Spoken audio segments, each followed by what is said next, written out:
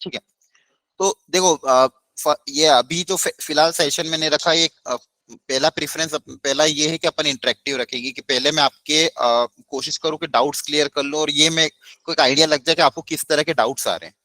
ठीक है, बहुत सारे मन में आपके डाउट्स होंगे, बहुत सारे बच्चों के मैसेजेस भी आए थे, कोई अलग अलग तरह के मैसेज आए थे। कोई बोल रहा कि सर ये मेंस में रैंक के तो क्या कॉलेज मिल सकता है, कोई बोल रहा था सर एडवांस में ये रैंक आ रही है तो क्या कॉलेज मिल सकता है, एडवांस में इतने मार्क्स से रह गया सर।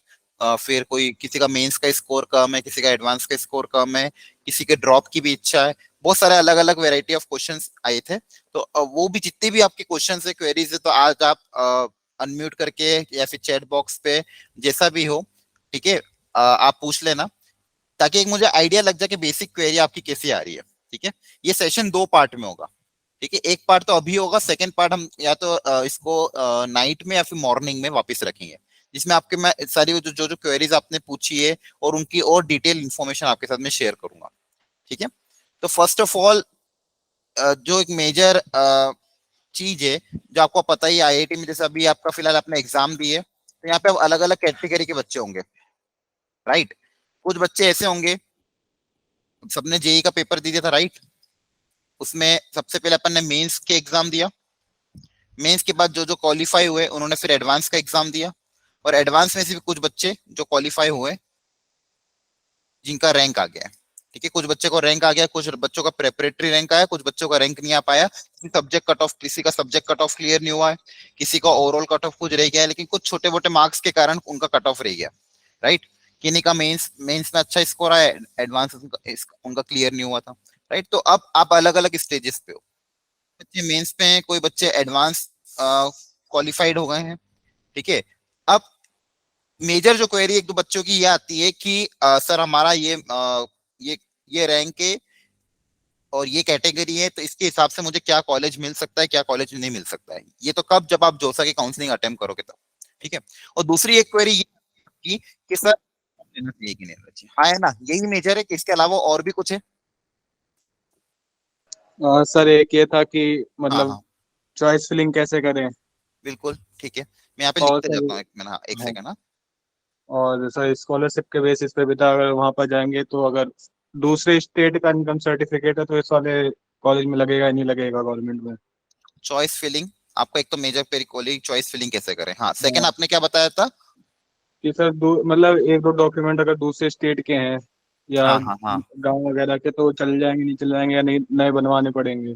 ओके, मतलब डॉक्यूमेंट रिलेटेड आपको क्वेरीज है, तो ठीक है। हाँ मतलब उसी एड्रेस के बनवाए ओके जिस स्टेट में कॉलेज है या नहीं, पहले तो ओके, यही था। अच्छा, आपको पता है कि स्टेट कोटा भी होता है आपकी काउंसलिंग में? इसके यस बारे सर। में आइडिया है आपको? Yes sir. स्टेट कोटा का मतलब ये होता है, जैसे मान लो स्टेट कोटा में क्या फायदा होता है, उसमें प्रेफरेंस रहते हैं। सपोज अगर मैं मध्य प्रदेश का हूँ फॉर एग्जांपल, तो मध्य प्रदेश में जो भी कॉलेज होंगे, जो भी एनआईटी है, जो भी आईआईटी होगी, तो उसमें मेरा प्रेफरेंस रहेगा पहले। ठीक है, तो कभी कभी क्या होता है, स्टेट कोटा अप्लाई करने पे थोड़ी कम रैंक पे भी वो कॉलेज एनआईटी आईआईटी मिल जाता है। ठीक है, खासकर एनआईटीज में, जितनी भी अच्छी अच्छी एनआईटीज, अगर मान लो मैं राजस्थान में हूँ, मुझे राजस्थान की एनआईटी जयपुर में अप्लाई करना है, तो मेरी अगर रैंक कम भी हो, मैंने स्टेट कोटा के थ्रू अप्लाई किया, तो कम रैंक पे भी मुझे मिल जाएगा। आप दिल्ली में हो तो आपका दिल्ली का हो जाएगा। अब स्टेट कोटा क्या होता है, उसमें बहुत सारे बच्चों को कंफ्यूजन होता है, राइट, कि स्टेट कोटा का मतलब सर क्या है, कि जहां पे हमने बर्थ लिया वो है, जहां पे हमारा एड्रेस का मतलब आधार कार्ड का सर्टिफिकेट जहां पे एड्रेस है वो है, या फिर कौन सा स्टेट कोटा होता है। तो क्या होता है स्टेट कोटा, एनीवन? तो जिधर से हमने 12th क्लियर की होती है। वेरी गुड, जिधर से आपने 12th बोर्ड्स दिया है। आप कहाँ पे आपका बर्थ हुआ है या फिर आपके आधार कार्ड पे क्या एड्रेस, उससे कोई मतलब नहीं है। जहां पे आपने 12th का बोर्ड दिया है वो ही आपका स्टेट कोटा लगेगा। जैसे मोस्ट ऑफ देम आप सब दिल्ली के ही होंगे, आपने 12th बोर्ड दिल्ली से ही दिया है, राइट। तो दिल्ली से अगर आपने 12th बोर्ड दिया है, 12th आपका सेंटर दिल्ली आया था, दिल्ली का ही आपका स्कूल है 12th बोर्ड का, तो आपका स्टेट कोटा दिल्ली लगेगा। मतलब दिल्ली में जितने भी कॉलेजेस होंगे जो जोसा के थ्रू आप अप्लाई करोगे, तो वहां पे आप स्टेट कोटा के थ्रू भी आपको एक प्रेफरेंस मिल जाएगा। ठीक है, तो स्टेट कोटा में आपको ये क्लियर होना चाहिए कि 12 बोर्ड्स के हिसाब से काम करता था। आप मोस्ट ऑफ देम आपके लिए, सबके लिए दिल्ली ही रहेगा। क्लियर है? हेलो? Yes sir. हाँ, इसके अलावा और क्या डाउट्स आते थे आपको, बोलो। सर हाँ मुझे बोलो। सर मुझे पूछना था कि ईसी के लिए कौन सा कॉलेज सही रहेगा, डीटीयू, एनएसयूटी या फिर मैं एनआईटी की तरफ जाऊं? Electronics and telecommunication. Yes sir. हाँ, इसमें डिपेंड करता है कि देखो, अच्छा ये भी मैं एक चीज बताऊंगा, college preference third, college preference बच्चों को ये नेट पे तो बहुत कुछ मिलेगा, नेट पे थोड़ी बहुत आपको रैंकिंग भी मिल जाएगी, लेकिन वो रैंकिंग मैं यूं नहीं कहूंगा 100% ऑथेंटिकल है। एक ये रहेगा कि हाँ मैं आपको कॉलेज प्रेफरेंस एक प्रॉपर दूंगा कि क्या कॉलेज प्रेफरेंस रहनी चाहिए, कौन सी आईआईटी को रखना है, कौन सी एनआईटी को रखना है, कौन सी न्यू आईआईटी। देखो कॉलेज में क्या क्या आते हैं आपके पास, आईआईटीज आते हैं, एक तो ओल्ड वाले ओल्ड 7 जिसमें 7 पुराने आईआईटीज हैं, फिर न्यू आईआईटी आते हैं, मतलब सीक्वेंस नहीं बता रहा हूँ, अभी बता रहा हूँ कॉलेज कौन कौन से अवेलेबल है। फिर एनआईटीज रहते हैं, उसमें भी ओल्ड वाले अलग रहते हैं, फिर न्यू वाले अलग है। एनआईटी में भी 2 कैटेगरी, ओल्ड एंड न्यू। फिर आपके कुछ रहते हैं गवर्नमेंट फंडेड कॉलेज, ठीक है। फिर आपके रहते हैं बचे हुए अच्छा एक ट्रिपल आईटीज, और क्या रहते हैं ट्रिपल आईटी, और कुछ कॉलेज अभी इस साल भी ऐड हुए हैं जो कुछ एनआईटी और गवर्नमेंट फंडेड कॉलेज में ऐड हुआ है।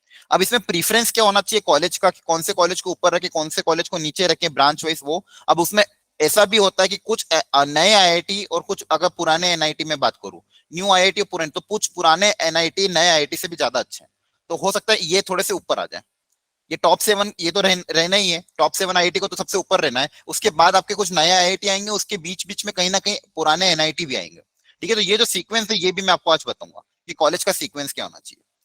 फोर्थ आता है ब्रांच सीक्वेंस, ब्रांच प्रेफरेंस। अब अगला जो मेजर बच्चों को डाउट रहता है वो तो ब्रांच, कि सर ब्रांच अभी फिलहाल कौन सी रखें।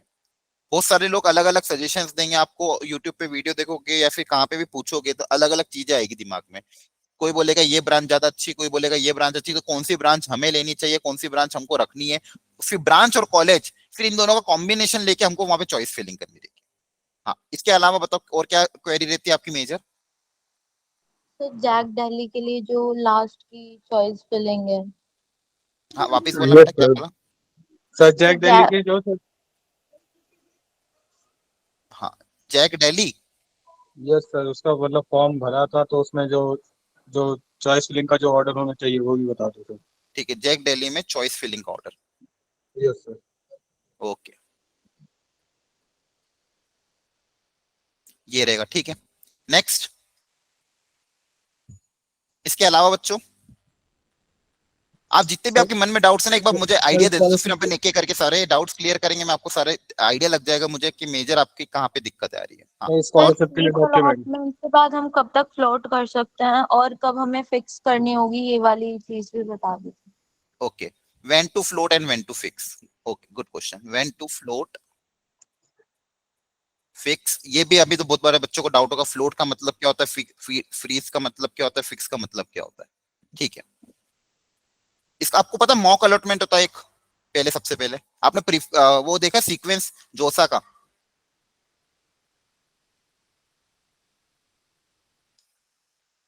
हेलो आपने सीक्वेंस देखा है इनकी यस वेबसाइट पे सर। जाके, क्या सीक्वेंस होता है, कौन सी डेट को क्या होता है, ठीक है। उसमें देखो सबसे पहले तो आप अब जैसे स्टार्ट हो गया है तो आप पहले फॉर्म मतलब वो फिलअप करोगे, एंटर वगैरह करोगे, रजिस्ट्रेशन करोगे। फिर रजिस्ट्रेशन करने के बाद आपको वहां पे चॉइस फिलिंग करनी रहेगी, मतलब अब जैसे मान लो जो जो भी आप चॉइस फिलिंग कर रहे हो, उसके बाद आपको एक मॉक सीट अलॉटमेंट होगी। क्या होगी, मॉक सीट अलॉटमेंट का मतलब है कि भाई आपको ये मॉक का मतलब एक बेसिक आपको एक आइडिया दिया जाएगा कि आपको ये कॉलेज मिल सकता है, ठीक है। मतलब वो फाइनल सीट नहीं होती, फिर उसको आप ऊपर नीचे कुछ भी कर सकते हो। वहां पे एक इंपॉर्टेंट बात ये ध्यान रखना रहेगा, जब भी हम ये मॉक अलॉटमेंट करते हैं उसके पहले एक ऑप्शन आता है कि I want to lock my mock seat और I don't want to lock my mock seat, ठीक है, या sorry I will lock my mock seat later. तो हमेशा हमको वो वाला ऑप्शन ही टिक करना है। कौन सा ऑप्शन टिक करना है, कि I will lock my mock seat letter,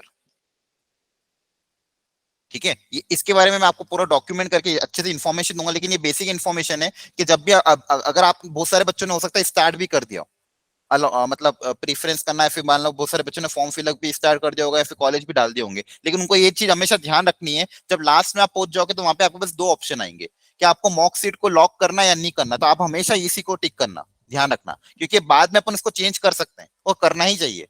मान लो आपके पास मॉक अलॉटमेंट कुछ आ गया और आपको लग रहा नहीं है मुझे थोड़ा और अच्छा चाहिए, फिर इसको मॉडिफाई करना, तो हम इसको फिर मॉडिफाई कर सकते हैं, ठीक है। हाँ इसके अलावा और क्या बोल रहे थे बताओ। तो हाँ स्कॉलरशिप के बारे में बता दो। कौन सी सिलेक्ट करें। एक मिनट, एक एक करके बोलना। हाँ एक पहले बोलना क्या कह रहे थे, सुनाई नहीं दिया। तो स्कॉलरशिप्स कौन कौन सी अवेलेबल है? Okay great. 8th पॉइंट आपका था कि स्कॉलरशिप, कि हाँ कॉलेज तो फिलअप कर दिया, फीस भी काफी ज्यादा है आप जानते ही हो। दिल्ली बेस के हिसाब से या फिर ऑल ओवर इंडिया के हिसाब से स्कॉलरशिप कौन कौन सी अवेलेबल है? और सर उसमें कौन से डॉक्यूमेंट चाहिए होंगे? Okay, scholarship availability and the document required, और उसमें क्या क्राइटेरिया होता है वो भी मैं आपको बता दूंगा। क्या एलिजिबिलिटी, कि हर हो सकता है हर कोई एलिजिबल ना हो, तो कौन कौन बच्चे उसमें एलिजिबिलिटी रहती है वो क्राइटेरिया मैं आपको बता दूंगा। ठीक है, नेक्स्ट। सर अगर हाँ। हमें कोई सीट अलॉट हो गई है तो हमें उससे पहले फीस सबमिट करनी पड़ेगी, या जब हमें हमारी पसंद की सीट मिलेगी तब सबमिट करनी पड़ेगी? क्योंकि कई वीडियोस में दिखा रखा है कि पहले जैसे ही सीट मिलती है वो फीस देनी होगी एंड देन आपकी सीट अपग्रेड हो सकती है। नहीं, एक्चुअली देखो ऐसा होता है कि जैसे आप पहले मॉक अलॉटमेंट होता है, उसके बाद आप अपनी सीट को फ्रीज कर देते हो, मतलब लॉक कर देते हो। ठीक है, कि हाँ आपने ये लॉक कर दिया। फिर लॉक करने के बाद जब आपके पास सीट्स अलॉट होके आती है तो फिर वहां पे 3 ऑप्शन आते हैं, फ्रीज, फ्लोट और स्लाइड का। उसके बाद मान लो आपके पास कोई सीट आ गई है, ठीक है, तो आपको फिर अगर मान लो वो सीट आपके पास आ गई और आपको अगर वो सीट एक्सेप्ट करनी है, देखो आपके पास मान लो कोई सीट आ गई है, उसके बाद भी 6 राउंड होता है, आपको पता है ना। जैसे हो सकता है पहले राउंड में आपके पास सीट ना मिले, फिर आपको वेट करना होगा सेकंड राउंड के लिए, फिर हो सकता है सेकंड राउंड में भी सीट ना मिले, तो किसी को थर्ड राउंड में जाके सीट मिलती, किसी को फोर्थ राउंड में जाके सीट मिलती, किसी को हो सकता है लास्ट 6th राउंड में जाके सीट मिले। और आपको मान लो सीट मिल गई है, फिर आपको लग रहा है कि हाँ ये ठीक है, तो फिर आपको डॉक्यूमेंट वेरिफिकेशन के लिए और सीट एक्सेप्टेंस फीस होती है, वो आपको वहां पे जाके जमा करनी रहती है। ठीक है, जैसे अराउंड लगभग अगर मेरे को ध्यान है जहां तक लास्ट ईयर का 15,000 कुछ फीस था, कि आपने ये बोल दिया कि हाँ आप डॉक्यूमेंट वेरिफिकेशन भी करा रहे हो, सीट एक्सेप्ट कर रहे हो, उसकी वो अपने आप फीस जमा कर। सर जैक दिल्ली में तो 96,000 समथिंग है। अच्छा, जैक दिल्ली का हो सकता है ये ज्यादा हो, लेकिन मैं जोसा का फिलहाल बता रहा हूँ कि जोसा में लगभग 15,000 रहता है जनरल कैटेगरी के लिए, और मान लो आप दूसरी कैटेगरी के तो और भी कम रहता है। ठीक है, इसका मैं आपको फीस के बारे में और इसका डिटेल थोड़ा सा और शेयर कर दूंगा एक्स्ट्रा इसमें। ठीक है, हाँ, इसके अलावा क्या डाउट था? अगर हमने मतलब सीट रिलैक्सेशन बता दीजिए, क्या कह रहे हो? रिलैक्सेशन कितनी मिलेगी? कहाँ पे रिलैक्सेशन, मतलब किस में? SC ST OBC जनरल वगैरह में? किस में, फीस में? जी सर। कॉलेज की फीस के बारे में बोल रहे हो या फिर जो स्टार्टिंग में जो फीस बननी रहती है उसके बारे में बोल रहे हो? फीस की। ओके, ठीक है, तो ये वाला मैं पॉइंट ऐड कर देता हूँ। कॉलेज फीस, अलग अलग कॉलेज की फीसेस क्या रहेगी और उसमें कैटेगरी वाइज क्या रिलैक्सेशन है। सर ड्रॉप लेना मेंस के लिए सही है या फिर गलत? ओके, वेरी नाइस, ये सबसे इंपॉर्टेंट क्वेश्चन है जो सबके मेजर लोगों के दिमाग में, वेदर टू टेक ड्रॉप और नॉट। ठीक है, इसके बारे में डिस्कशन करेंगे। हाँ, और पूछ लो। सर एक पॉइंट ये हो सकता है, हाँ स्कॉलरशिप बोलिए, मिलती है। क्या कह रहे हो? सर एक पॉइंट की स्कॉलरशिप। एक पॉइंट मतलब क्या, समझ नहीं आया, मैं वापस पूछना बेटा। सर स्कॉलरशिप होती है? हाँ, अगर स्कॉलरशिप होती होती है है तो उसको अलग अलग कैसे अवेल कॉलेज में। करना है? हाँ, अलग अलग कॉलेज वो मैं बताऊंगा, ये मैंने 8 पॉइंट लिखा हुआ है कि अलग कैसे अलग अलग कॉलेजेस में क्या क्या स्कॉलरशिप के क्राइटेरिया रहते हैं, कहाँ कहाँ पे कौन कौन से कॉलेज में या फिर कौन कौन से स्टेट वाइज कैसी स्कॉलरशिप रहती है, उसके बारे में मैं डिस्कशन करूंगा इस पॉइंट में। ठीक है, इसके सर कट ऑफ बेटर है फुल ड्रॉप? क्या कह रहे हो? सर पार्शियल ड्रॉप ज्यादा बेटर है या फुल ड्रॉप? ओके, अगेन ये भी एक रहता है, पार्शियल ड्रॉप या फुल ड्रॉप। सर अगर हमें मतलब किसी राउंड में सीट मिल गई है पर हम किसी कारण से एक्सेप्ट नहीं कर पाए तो हमें काउंसलिंग से बाहर कर दिया जाएगा? नहीं, जैसे देखो आपके मान लो सीट मिल गई है, अब आप उसको लॉक करना जरूरी है। अगर मान लो आप लॉक नहीं करते तो वो ऑटोमेटिक लॉक हो जाएगी। मान लो आपको सीट अलॉट हो गई और आपने मान लो उसको लॉक नहीं किया, मतलब कुछ एक टाइम पीरियड देते हैं वो लोग कि आपको यहाँ तक उसमें लॉक करना जरूरी है, और मान लो आपने लॉक करना भूल गया, आप उसको लॉक नहीं करा, तो फिर वही सीट ऑटोमेटिक लॉक हो जाएगी। फिर लास्ट में आपके पास ऑप्शन रहेगा, आपको एडमिशन लेना तो आप जाओ डॉक्यूमेंट वेरिफिकेशन और फीस भरने। ठीक है, सर अगर हम मतलब फ्रीज नहीं करते तो अपग्रेड हो जाता है ना? क्या कह रहे हो? सर हम कहते हैं अगर हम सीट को फ्रीज नहीं करते तो वो तो अपग्रेडेशन के लिए चल जाता है ना? हाँ, मतलब वो मतलब अगर कुछ ना कुछ आपको करना ही पड़ेगा, तो फ्रीज करोगे, फिक्स करोगे, फ्लोट करोगे, इसके बारे में आपको मैं तीनों में के बारे में समझा दूंगा कि इसमें करना क्या रहता है, इन तीनों का मतलब क्या होता है। ठीक है, सर कट ऑफ सर के बारे में वन बता दीजिए। हाँ क्या कह रहे हो? सर अगर नॉर्मल गवर्नमेंट कॉलेज दिल्ली के आउटसाइड मिल रहा है ईस्ट दिल्ली में तो लेना चाहिए? दिल्ली के आउट से मतलब अदर स्टेट में? यस सर, ईस्ट दिल्ली की तरफ। तो वो तो मतलब दिल्ली में ही आ गया ना। सॉरी सर, ईस्ट इंडिया जैसे कि बिहार। हाँ हाँ ठीक है। तो देखो कॉलेज लेना चाहिए कि नहीं लेना चाहिए वो इस बात पे डिपेंड। देखो कॉलेज मेरे हिसाब से तो ज्यादा स्टेट प्रेफरेंस आपको नहीं रखना चाहिए। अगर मान लो आपको अच्छा कॉलेज मिल रहा है तो चाहे वो राजस्थान में मिल रहा है या फिर थोड़ा सा आसपास मिल रहा है तो आपको वो चले जाना चाहिए। पहला तो ठीक है आपका होम प्रेफरेंस रहता है जनरली बच्चों का कि आप मुझे दिल्ली में पहले मैं देख लेता हूँ कि मेरे दिल्ली में अच्छे अच्छे कॉलेज कौन कौन से मिल रहे हैं।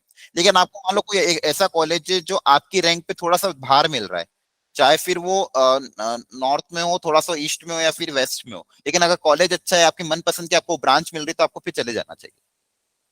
ठीक है, क्योंकि अल्टीमेटली आपको इंजीनियरिंग करना 4 साल। ठीक है, तो थोड़ा घर से दूर भी रहा तो कोई दिक्कत नहीं है। ओके, इसके सर अलावा कट ऑफ के बारे में बता दिए। कौन से कट ऑफ? सर मतलब जैक दिल्ली के जो कॉलेज है। हाँ वो तो मैं लिख दिया ना जैक दिल्ली का, इसका मैं पूरा डिस्कशन अलग करूंगा। अभी फिलहाल इस डोसा के में और कोई ऐसी चीज आपको जो लग रही जो रह गई और आपको डिस्कशन करना है? सर सर कम परसेंट पर क्या? कॉलेजेस कौन से मिलेंगे? हाँ कॉलेजेस कौन से, मतलब ये चॉइस फिलिंग और डॉक्यूमेंट रिलेटेड ये तो मैं बताऊंगा ही। चॉइस फिलिंग मतलब आपको कौन कौन से चॉइस, कैसे चॉइस को फिलअप करना है, क्या सीक्वेंस आपका रहना चाहिए, कॉलेज प्रेफरेंस और ब्रांच प्रेफरेंस, ये तीनों इसमें आ गए। ठीक है, सर ये जैक के भी जितने क्वेश्चंस पूछे हैं सर वो 23 तक बता दें क्योंकि 25 को फॉर्म बंद हो जाएंगे। ठीक है ठीक है, इसके बारे में भी थोड़ा। डॉक्यूमेंट में अगर डिस्क्रिपेंसी पाई जाती है तब सर क्या पड़ेगा? क्या कह रहे हो? सर डॉक्यूमेंट वेरिफिकेशन में अगर कुछ सर डॉक्यूमेंट में कमी पाई जाती है तब क्या करना होगा? डॉक्यूमेंट तो ये देखो आपको जैसा अगर मान लो जैक दिल्ली का है या फिर आपका जोसा का है तो आपको सबसे पहले तो वो देख लेना पड़ेगा कि आपको वेबसाइट पे जाके ये देख लो कि क्या क्या डॉक्यूमेंट रिक्वायर्ड है। वो सारे डॉक्यूमेंट आपको रेडी रखने पड़ेंगे। ठीक है, लेकिन उसमें मान लो अगर कोई डॉक्यूमेंट नहीं रहता है या फिर उसके अलावा कोई पॉइंट रहता है तो फिर आपको उसके अल्टरनेटिव ढूंढना पड़ेगा। लेकिन आपको कोशिश यही करनी है कि मेजर आपके सारे डॉक्यूमेंट जो जो चाहिए वो रेडी रहना चाहिए। ठीक है,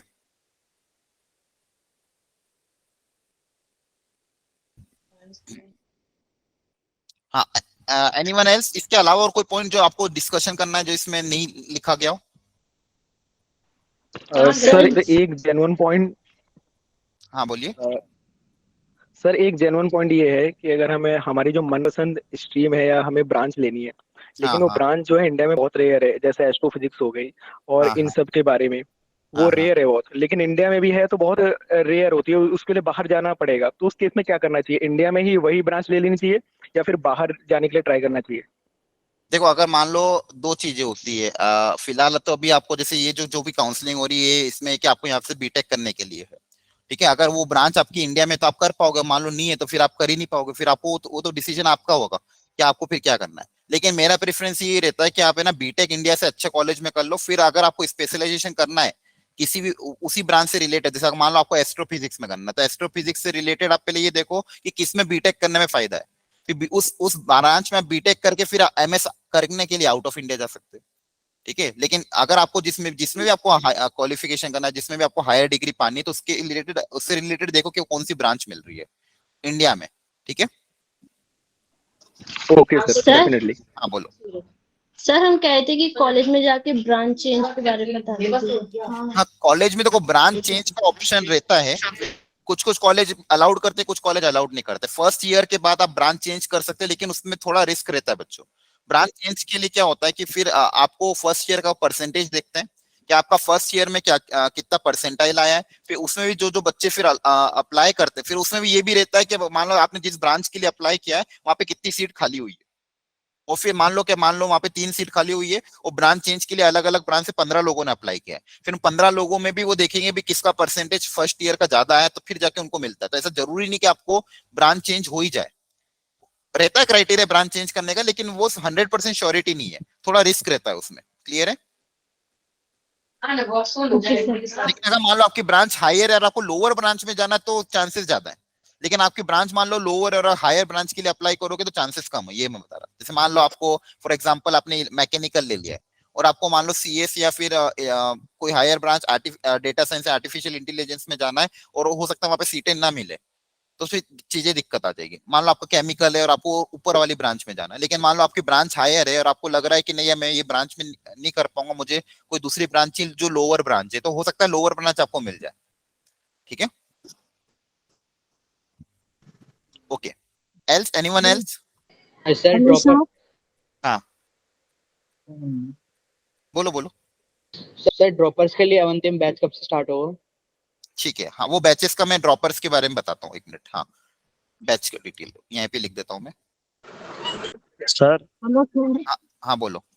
सर वो जो प्रेप एससी रैंक होती है सर, वो क्या होता है? जैसे अभी रिजल्ट में आई थी। हाँ देखो वो एक्चुअली ये क्या, जैसे उसमें अगर आपका मान लो सब्जेक्ट कट ऑफ क्लियर हो जाता है, ओवरऑल भी कट ऑफ क्लियर हो जाता है, तो आपके पास वो प्रेप रैंक नहीं आती। तो प्रेप रैंक एक्चुअली क्या है कि आपको एक तरह से ऐसे समझो वेटिंग लिस्ट में रखा गया है। ठीक है, कहीं ना कहीं आपका जैसे वो प्रेप रैंक आया होगा इसलिए क्योंकि आपका कहीं ना कहीं एक आधा सब्जेक्ट कट ऑफ क्लियर नहीं होगा, है ना? ऐसे कुछ हुआ है? यस सर, एक मैथ्स में सर नहीं हुआ था, बाकी हाँ दो में मैथ्स हो में गया आपका था। क्लियर नहीं हुआ, लेकिन अगर मान लो आप बहुत थोड़े से ही नंबर से रह गए हो इसलिए उन्होंने वो यस प्रेप सर। रैंक में डाल दिया है। तो होता क्या है कि जैसे मान लो अगर आप बहुत सारे बच्चे अप्लाई करते हैं, सीट भी फ्रीज कर लेते हैं, मान लो फिर वहाँ पे मतलब एडमिशन नहीं लेते हैं या फिर मान लो कैंसिल कर देते हैं, सीट खाली रह जाती है, तो उस केस में फिर आपको प्रेफरेंस मतलब वेटिंग लिस्ट टाइप है वो, उसके बारे में मैं डिटेल ठीक है आपको सर, थैंक यू। एक्सप्लेन कर दूंगा। यहाँ पे लिख देता हूँ मैं प्रेप रैंक के बारे में। ठीक है, इसके अलावा और कोई मेजर पॉइंट जो आप यहाँ पे मैंने मिस कर दिया और आपको लग रहा है जिसके बारे में आपको डिस्कशन चाहिए? अच्छा सर डीटी और एनएसयूटी में सर कौन से को प्रेफरेंस दे सर? अच्छा अच्छा, DTU दिल्ली टेक्निकल यूनिवर्सिटी और sir NSUT. NSCUT, NSCUT, yes sir. NSUT। NSUT, okay ठीक है। नेक्स्ट, और कोई चीज जो यहाँ पे रह गई हो अनम्यूट करके आप प्लीज बोल दीजिए। ठीक है, चैट बॉक्स में फैजान सर आप हैं क्या मीटिंग में? Yes sir. ठीक है, तो कुछ बच्चे हो सकता है चैट बॉक्स में लिख रहे हैं, तो आप प्लीज वो भी नोट डाउन कर लीजिएगा। लेकिन मैं यही प्रीफर करूंगा बाकी बच्चों अगर यहाँ पे कोई ऐसा पॉइंट मिस हो गया हो तो आप अनम्यूट करके बता दो। हाँ बच्चों, ठीक आपकी है, तरफ से आएगा तो वो ज्यादा बेहतर होगा। हाँ यहाँ पे और जैसे देखो हाँ यही कि ये सारे जो पॉइंट मैंने लिख दिए इनका डिस्कशन तो हमको करना ही है, लेकिन ऐसा कोई डाउट जो आपका रह गया हो जो इन पॉइंट्स में नहीं आ रहा तो आप वहां पे बता सकते हो, ताकि मैं एक्चुअली फिर अपन इस प्रॉपर सीक्वेंस को फॉलो करके मैं आपको एक डिटेल डिस्कशन इन सब में दे दूंगा। सर एक क्वेश्चन था कि टेक ब्रांच में जाना बेटर रहेगा या फिर नॉन टेक ब्रांच में? ओके, ब्रांच, इसमें मैं उसका डिस्कशन करूंगा ब्रांच रिलेटेड में। कोर का मतलब क्या होता है इसमें? क्या कह रहे हो? कोर का मतलब जो कहते हैं ना कि कोर जो भी ये सब। हाँ हाँ हाँ ठीक है, चलो इसको अभी समझाते हैं। देखो ब्रांच में जो रहता है आप जो आपका ब्रांच रिलेटेड डाउट था, एक होते आपने सुना होगा कोर ब्रांच, एक होती नॉन कोर ब्रांच, और आप जो बोल रहे हो टेक्निकल वगैरह जो भी ब्रांच। तो कोर मतलब ये रहता है बेसिकली जो एक मेजर ब्रांच होती है जिससे जिसके सब पार्ट्स फिर अलग अलग नॉन कोर ब्रांच होते हैं। जैसे कोर ब्रांच में आपकी आ जाती है मैकेनिकल, ठीक है, civil, electrical, computer science, CS, chemical, ठीक है, और electronics sir electronics in AI जो है वो भी इसमें आएगी कोड में? And telecommunication. एक सेकंड, ये रहती है। अब इसके अलावा क्या होता है कि इसमें फिर सब पार्ट्स हो जाते हैं। अब जैसे मैकेनिकल्स में से भी निकल के एक आती है मेटलर्जी, ठीक है, एक आती है मटेरियल साइंस। तो ये क्या है बेसिकली ये मैकेनिकल के ही पार्ट है, लेकिन इनमें भी पूरा 4 साल का बीटेक होता है मटेरियल साइंस। तो ये सब क्या होगी नॉन कोर ब्रांच, मतलब ये तो ये इसी का पार्ट, लेकिन ये क्या होगी नॉन कोर ब्रांच, और इन ब्रांच को कम रैंक पे भी मिल जाती है।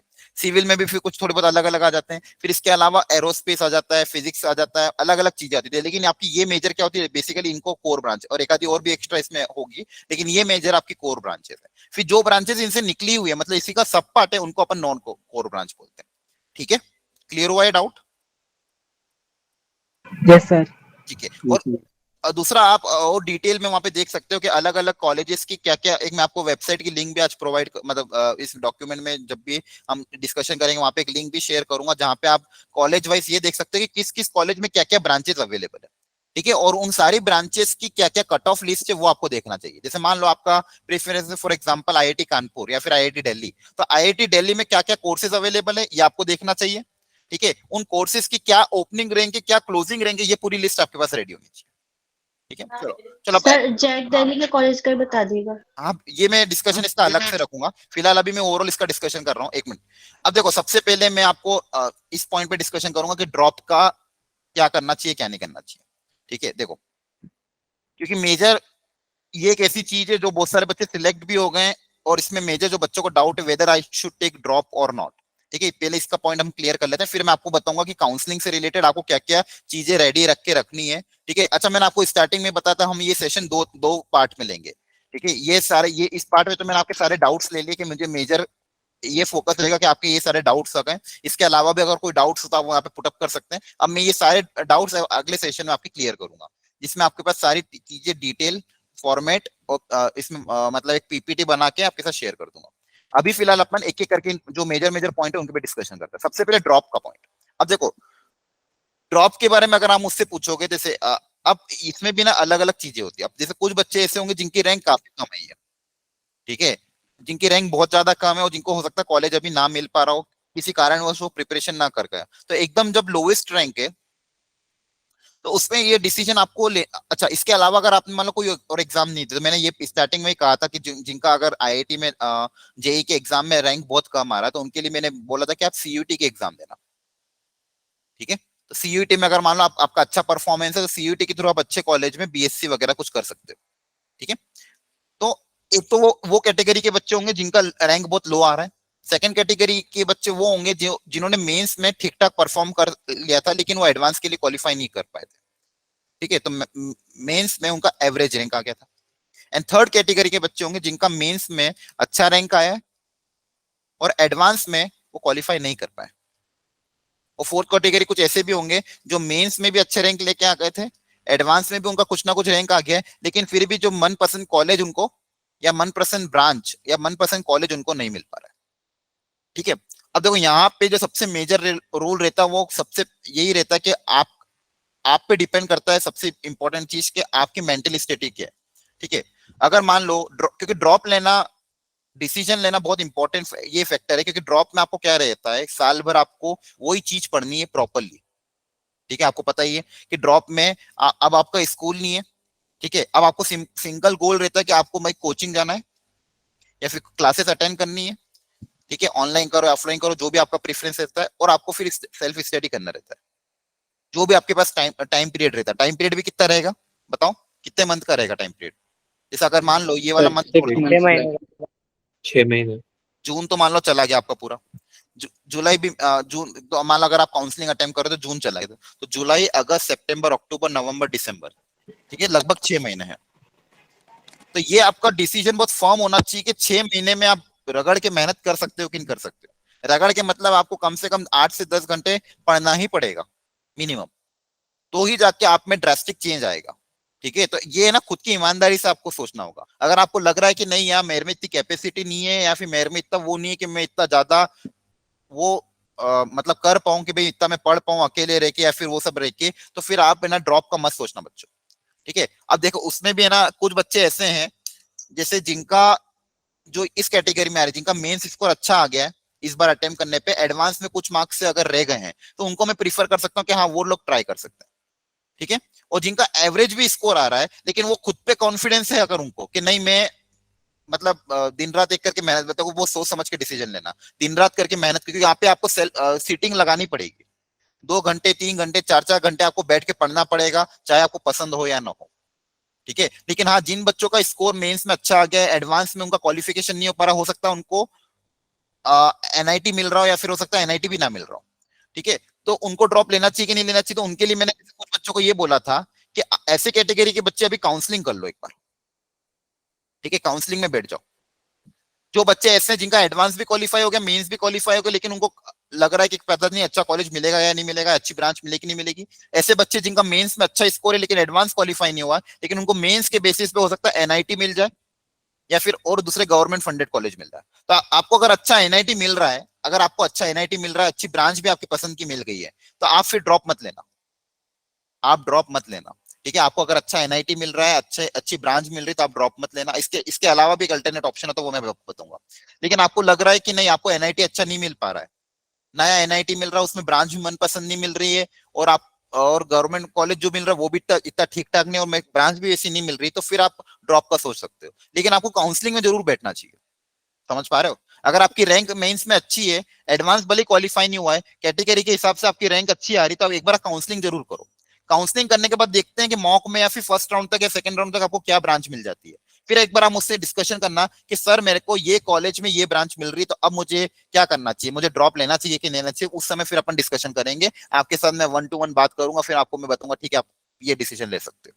ठीक है, क्योंकि देखो एक ऑप्शन होता ये भी होता है कि बहुत सारे बच्चे क्या करते हैं, लास्ट ईयर भी कुछ बच्चों ने मतलब ऐसा किया था, पुराने में बच्चे थे, जैसे उनको क्या मिल रहा था, उन्होंने काउंसलिंग में बैठे, उनको अच्छी पुरानी ओल्ड एनआईटी मिल गई थी उनका, लेकिन फिर भी दिमाग में ये रहता ही है कि नहीं यार मुझे एनआईटी तो मिल रही है लेकिन मुझे आईआईटी में जाना है। तो वो उनको मैंने क्या प्रेफरेंस दिया था, फिर वो जनरली वो क्या करते थे, वो एडमिशन ले लेते थे, ठीक है, और अपनी तैयारी कॉलेज में रह के ही करते थे, कॉलेज में ही तैयारी करते थे कि अगले साल आईआईटी के लिए अटेम्प्ट करने के लिए। उसमें क्या रहता है, रिस्क फैक्टर थोड़ा कम हो जाता था। सर ड्रॉप, ठीक है, हाँ वो पार्शियल ड्रॉप जो भी आपको नाम देना उसको, रिस्क फैक्टर थोड़ा कम हो जाता था। ये रहता कि आपका वो एक साल बच जाता था कॉलेज में रह के, क्योंकि फर्स्ट ईयर में क्या रहता है कि इतना ज्यादा वो नहीं रहता कि आपको बहुत कोर ब्रांच का पढ़ा रहे हैं। फर्स्ट ईयर में सब ब्रांच का कॉमन रहता है, उसमें भी फिजिक्स केमिस्ट्री आता ही है, लेकिन उसमें थोड़ा सा आपको कम टाइम देके थोड़ा सा इसकी तैयारी आपको साइड बाय साइड करनी रहती है, क्योंकि देखो एडमिशन काउंसलिंग ये प्रोसीजर होते होते भी जुलाई अगस्त पहुंच जाएगा। ठीक है, कहीं ना कहीं सितंबर में आपके हो सकता है, सितंबर में जाके कॉलेज स्टार्ट हो, तो तब तक आप तैयारी कर सकते हो। ठीक है, फिर आपने मान लो एग्जाम दिया और आपको लग रहा है कि नहीं बहुत अच्छा आईआईटी मिल रहा है मुझे, बहुत अच्छी ब्रांच मिल रही, तो जाके आप कॉलेज स्विच करो। और आपको लग रहा है नहीं यार आईआईटी तो नहीं मिल रहा, न्यू आईआईटी मिल रहा, ब्रांच भी इतनी अच्छी नहीं मिल रही, तो आप उसी कॉलेज में रह सकते हो। समझ आ रहा है? ये एक ऑप्शन है, लेकिन थोड़ा सा रिस्की ऑप्शन है। ठीक है, दूसरा ये है कि आप, हाँ आपको अगर लग रहा है कि नहीं मेरे में कॉन्फिडेंस है कि मैं तैयारी कर सकता हूँ, मैं मेहनत कर सकता हूँ, पूरी कोशिश कर सकता हूँ कि नहीं सीटिंग भी दे सकता हूँ, ड्रेस्टिक चेंज भी ला सकता हूँ, तो आप ये ऑप्शन अप्लाई कर सकते हो ड्रॉप का। बहुत सारे बच्चों के मन में ये भी एक वो आता है कि एक साल ड्रॉप लेने पे क्या पता बाद में जाके कॉलेज में मुझे प्लेसमेंट में कहीं प्रॉब्लम तो नहीं आती, या फिर कॉलेज में कहीं दिक्कत तो नहीं आती। ऐसा बिल्कुल भी नहीं है, वो मिथ मत रखना। बहुत सारे बच्चों का डाउट ये भी था, कुछ पेरेंट्स के दिमाग में ये रहता है कि इनको अगर अपन ईयर ड्रॉप ले जाएंगे तो एक साल ये पीछे हो जाएगा, तो आगे जाके इसको दिक्कत आएगी। ऐसा बिल्कुल नहीं होता है। मेडिकल में आप देखोगे तो लोग 2-2, 3-3 साल तक ड्रॉप लेते हैं, हम तो भी कम ले रहे हैं। ठीक है, बहुत सारे बच्चे जो नीट वाले जिनका क्लियर नहीं होता, तो वो कोई 2 साल में क्लियर करता है, कोई 3 साल में क्लियर करता है, लेकिन जब तक अच्छा कॉलेज नहीं मिलता तैयारी करते रहते हैं। इंजीनियरिंग में भी आपके पास 1 साल का ऑप्शन है, तो आप ट्राई कर सकते हो, कोई बड़ी बात नहीं, मतलब कोई वो दिक्कत नहीं उसमें। आपका कोई ये नहीं होगा आगे जाके कि आपको उसके कारण कहीं आप पीछे रह गए हो। ठीक है, मतलब ये आपका डाउट मैं क्लियर करना चाहता हूँ। अगर आप 1 साल ड्रॉप भी लेते हो तो वो कहीं आगे जाके काउंट नहीं होता किसी चीज में, कि आपको कहीं नौकरी नहीं मिल रही या फिर आपके कॉलेज में आपको प्रेफरेंस कम दिया जाएगा, नहीं। ठीक है, ड्रॉप का कोई इससे लेना देना नहीं है इन सब चीजों से रिलेटेड। ठीक है, तो देखो बच्चों, ये जो ड्रॉप का जो डिसीजन है ना, ये एक बहुत बड़ा एक सेल्फ डिसीजन है मेरे हिसाब से, तो कि जिसमें आप ही जो मेजर रहोगे, जो इसका डिसीजन सबसे बेस्ट ले पाओगे, क्योंकि आप अपनी स्थिति खुद से अच्छे से जानते हो। अलग अलग बच्चे अभी अलग अलग पोजीशन में होंगे। जिन बच्चों की रैंक बहुत कम आई है जेई में, या फिर जो नहीं कर पाए जेई में, मतलब बहुत ज्यादा ही लो आई है, उन्होंने साल भर तैयारी भी करी, लेकिन मान लो हो सकता है कोई बात नहीं, अगर आप नहीं कर पाए हो तो उनको भी मैं प्रेफर करूंगा कि वो ड्रॉप ना लें। वो ट्राई करो कि कोई अदर एग्जाम के थ्रू, या फिर कोई भी बीएससी या फिर दिल्ली यूनिवर्सिटी या फिर जो भी आपको कॉलेज अलग अलग है उनके थ्रू आपको कहीं गवर्नमेंट कॉलेज मिल पा रहा है, तो वहां पे आप जाके एडमिशन ले लो। ठीक है, अगर आप मान लो जेई की प्रिपरेशन नहीं कर पा रहे हो, तो ड्रॉप लेने का सजेशन मैं उन्हीं को दूंगा जिनके मार्क्स ठीक ठाक है, मेंस में उन्होंने ठीक ठाक मतलब अच्छे से तैयारी करके ठीक ठाक मार्क्स लेके आ गए, साल भर उन्होंने मेहनत करी थी, कुछ मार्क्स से वो रह गए, या फिर उनका मान लो जैसे फॉर एग्जाम्पल अगर मैं बात करूं परसेंटाइल के टर्म्स में, अगर जनरल कैटेगरी की बात करूं मैं, ठीक है, ये देखो मेरा मतलब ये कोई एग्जैक्ट डेटा नहीं है, एक जस्ट रफ एग्जांपल ले रहा हूं मैं। ठीक है, जनरल कैटेगरी की मैं बात करूं, अगर मान लो आपके 85 या 80 परसेंटाइल ऊपर आ रहे हैं, ठीक है 80 परसेंटाइल या 85 परसेंटाइल ऊपर आ रहे हैं, तो आप सोच सकते हो ड्रॉप के लिए। लेकिन आपके मान लो 80 से भी कम परसेंटाइल आ रहे हैं, मान लो 70 से भी कम परसेंटाइल आ रहे हैं, तो फिर आप सोच समझ के ही ड्रॉप लेना। फिर आपको बहुत वो रहना पड़ेगा कि आपको, क्योंकि आपको 70 से लेकर 95 क्रॉस करना, तो मतलब सोच पा रहे हो कितनी मेहनत करनी पड़ेगी, और समय सिर्फ 6 महीने का है। ठीक है, सिर्फ 6 महीने का समय है आपको ये सब ड्रास्टिक चेंज करने के लिए। इसलिए क्योंकि देखो ये डिस्कशन मैंने पहले इसलिए रखा क्योंकि ये सबके लिए है। कुछ बच्चे ऐसे भी होंगे जिन्होंने मेंस भी क्वालिफाई कर लिया, एडवांस भी क्वालिफाई कर लिया, लेकिन उनको हो सकता है रैंक कम होने के कारण वो ब्रांच नहीं मिल पा रही या फिर वो कॉलेज नहीं मिल पा रहा। अगर आपको ब्रांच और कॉलेज मिल गया है, थोड़ा मोटा कॉलेज ऊपर नीचे चलेगा, तो आप डायरेक्ट ड्रॉप मत लेना, डायरेक्ट एडमिशन ले लेना, ठीक है। लेकिन आपको मान लो ब्रांच बिल्कुल भी नहीं मिल पा रही है, कॉलेज भी ढंग का नहीं मिल पा रहा है, तो फिर आप सोच सकते हो ड्रॉप के लिए, ठीक है। ड्रॉप से रिलेटेड और कोई आपके डाउट आ रहा है तो पूछो। सर अगर मेंस क्वालिफाई हो गया सर, हाँ मतलब मेंस में 90% है और सर मतलब एडवांस में खाली कुछ नंबरों से रह गए और हाँ मतलब दिल्ली में सर कॉलेज मिल रहा है, जैसे डीटीयू या ये सब इनमें ब्रांच भी मिल रही है, तो सर कॉलेज में मतलब पार्शियल ड्रॉप ले सकते हैं, मतलब उसमें रह के एक मतलब ये 6 महीने में दोबारा से, अगर कैटेगरी सपोर्ट है तो। देखो कर सकते हो तैयारी, लेकिन उसमें मैं आपको एक चीज हमेशा बता दूं कि ये रिस्की रहता है कि कॉलेज में जाने के बाद आपको अटेंडेंस भी कंपलसरी रहती है कुछ कुछ कॉलेजेस में, फिर वहां पे उनके एग्जाम भी जो होती है तो वो भी आपको उसकी भी तैयारी करना पड़ता है।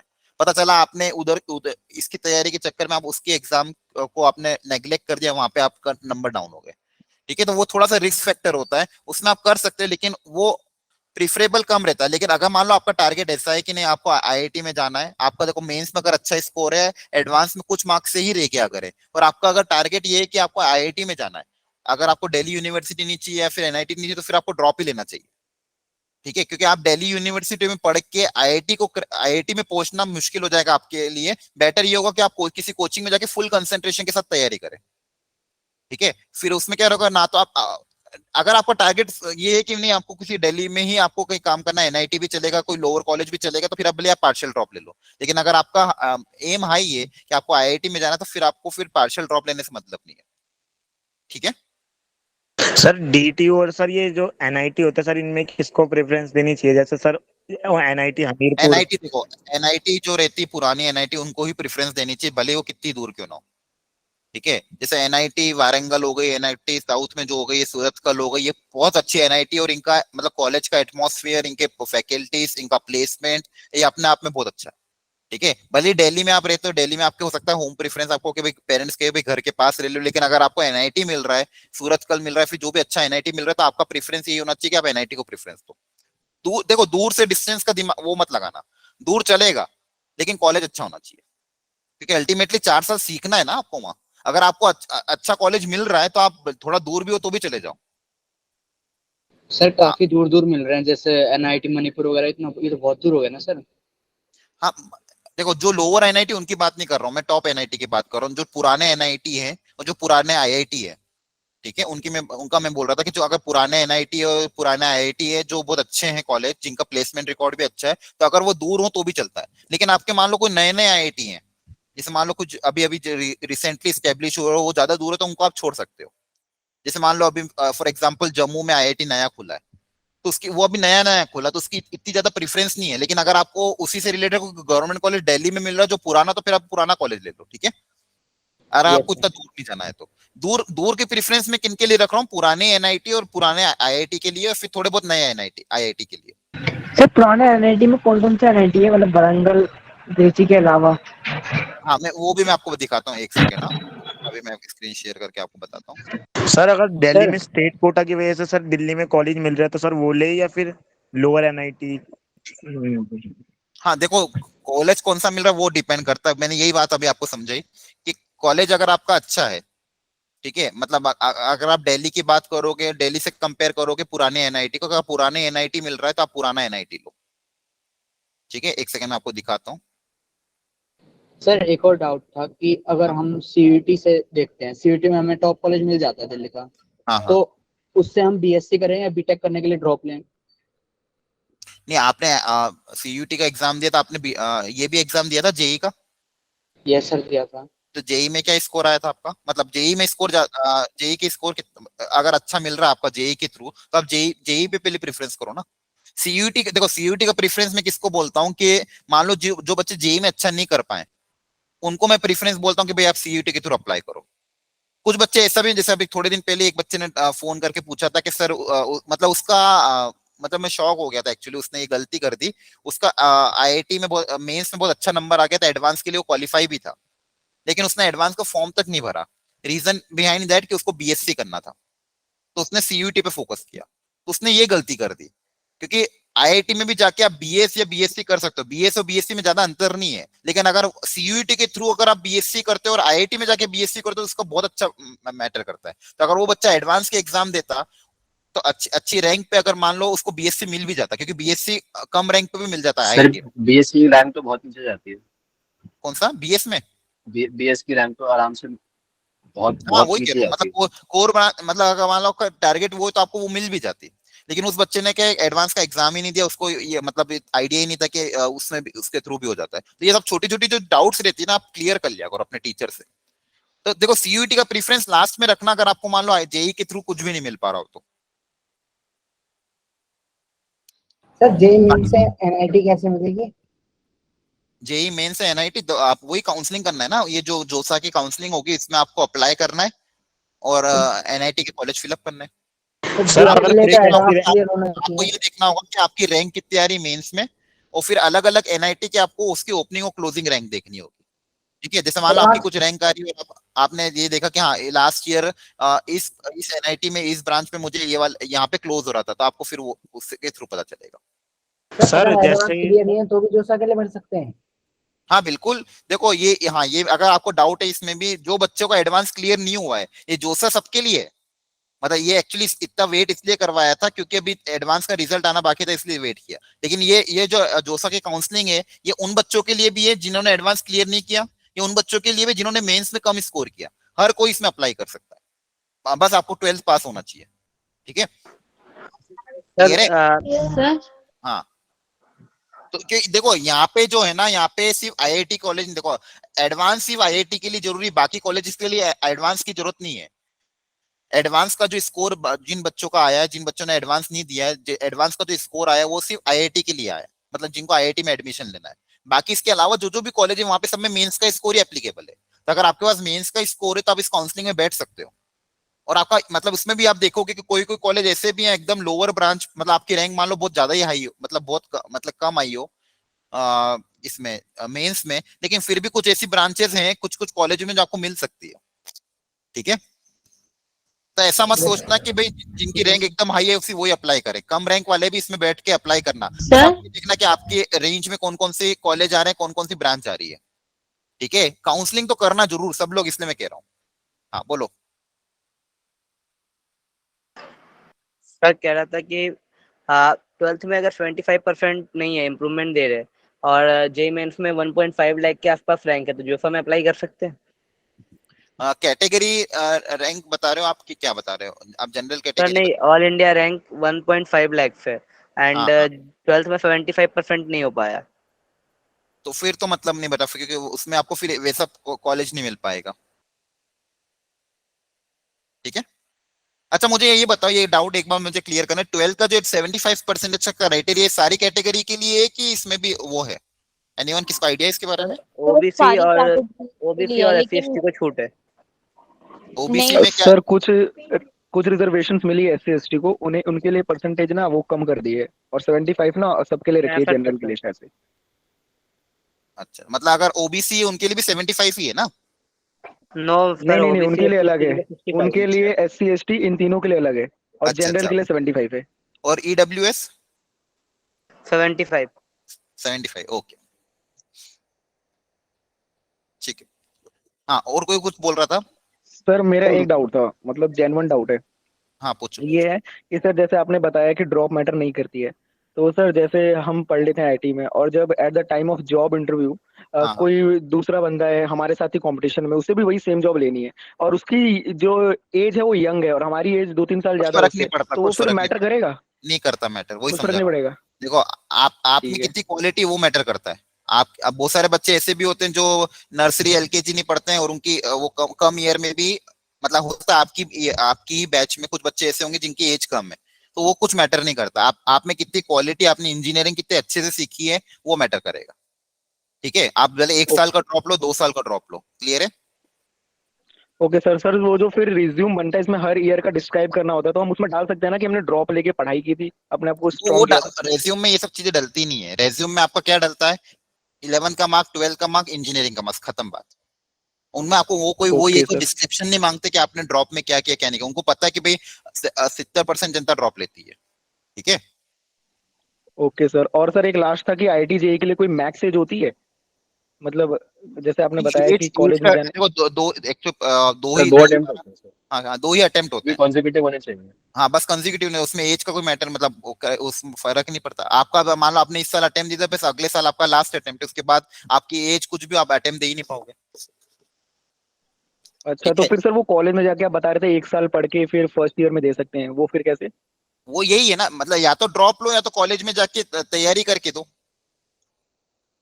मतलब देखो अच्छा, ओवरऑल यही है कि ओके बस आप 2 अटेम्प्ट दे सकते हो। अगर मान लो आपने इस साल अटेम्प्ट दे दिया तो अगला अटेम्प्ट आपका लास्ट होगा, उसके बाद आप अटेम्प्ट नहीं दे सकते।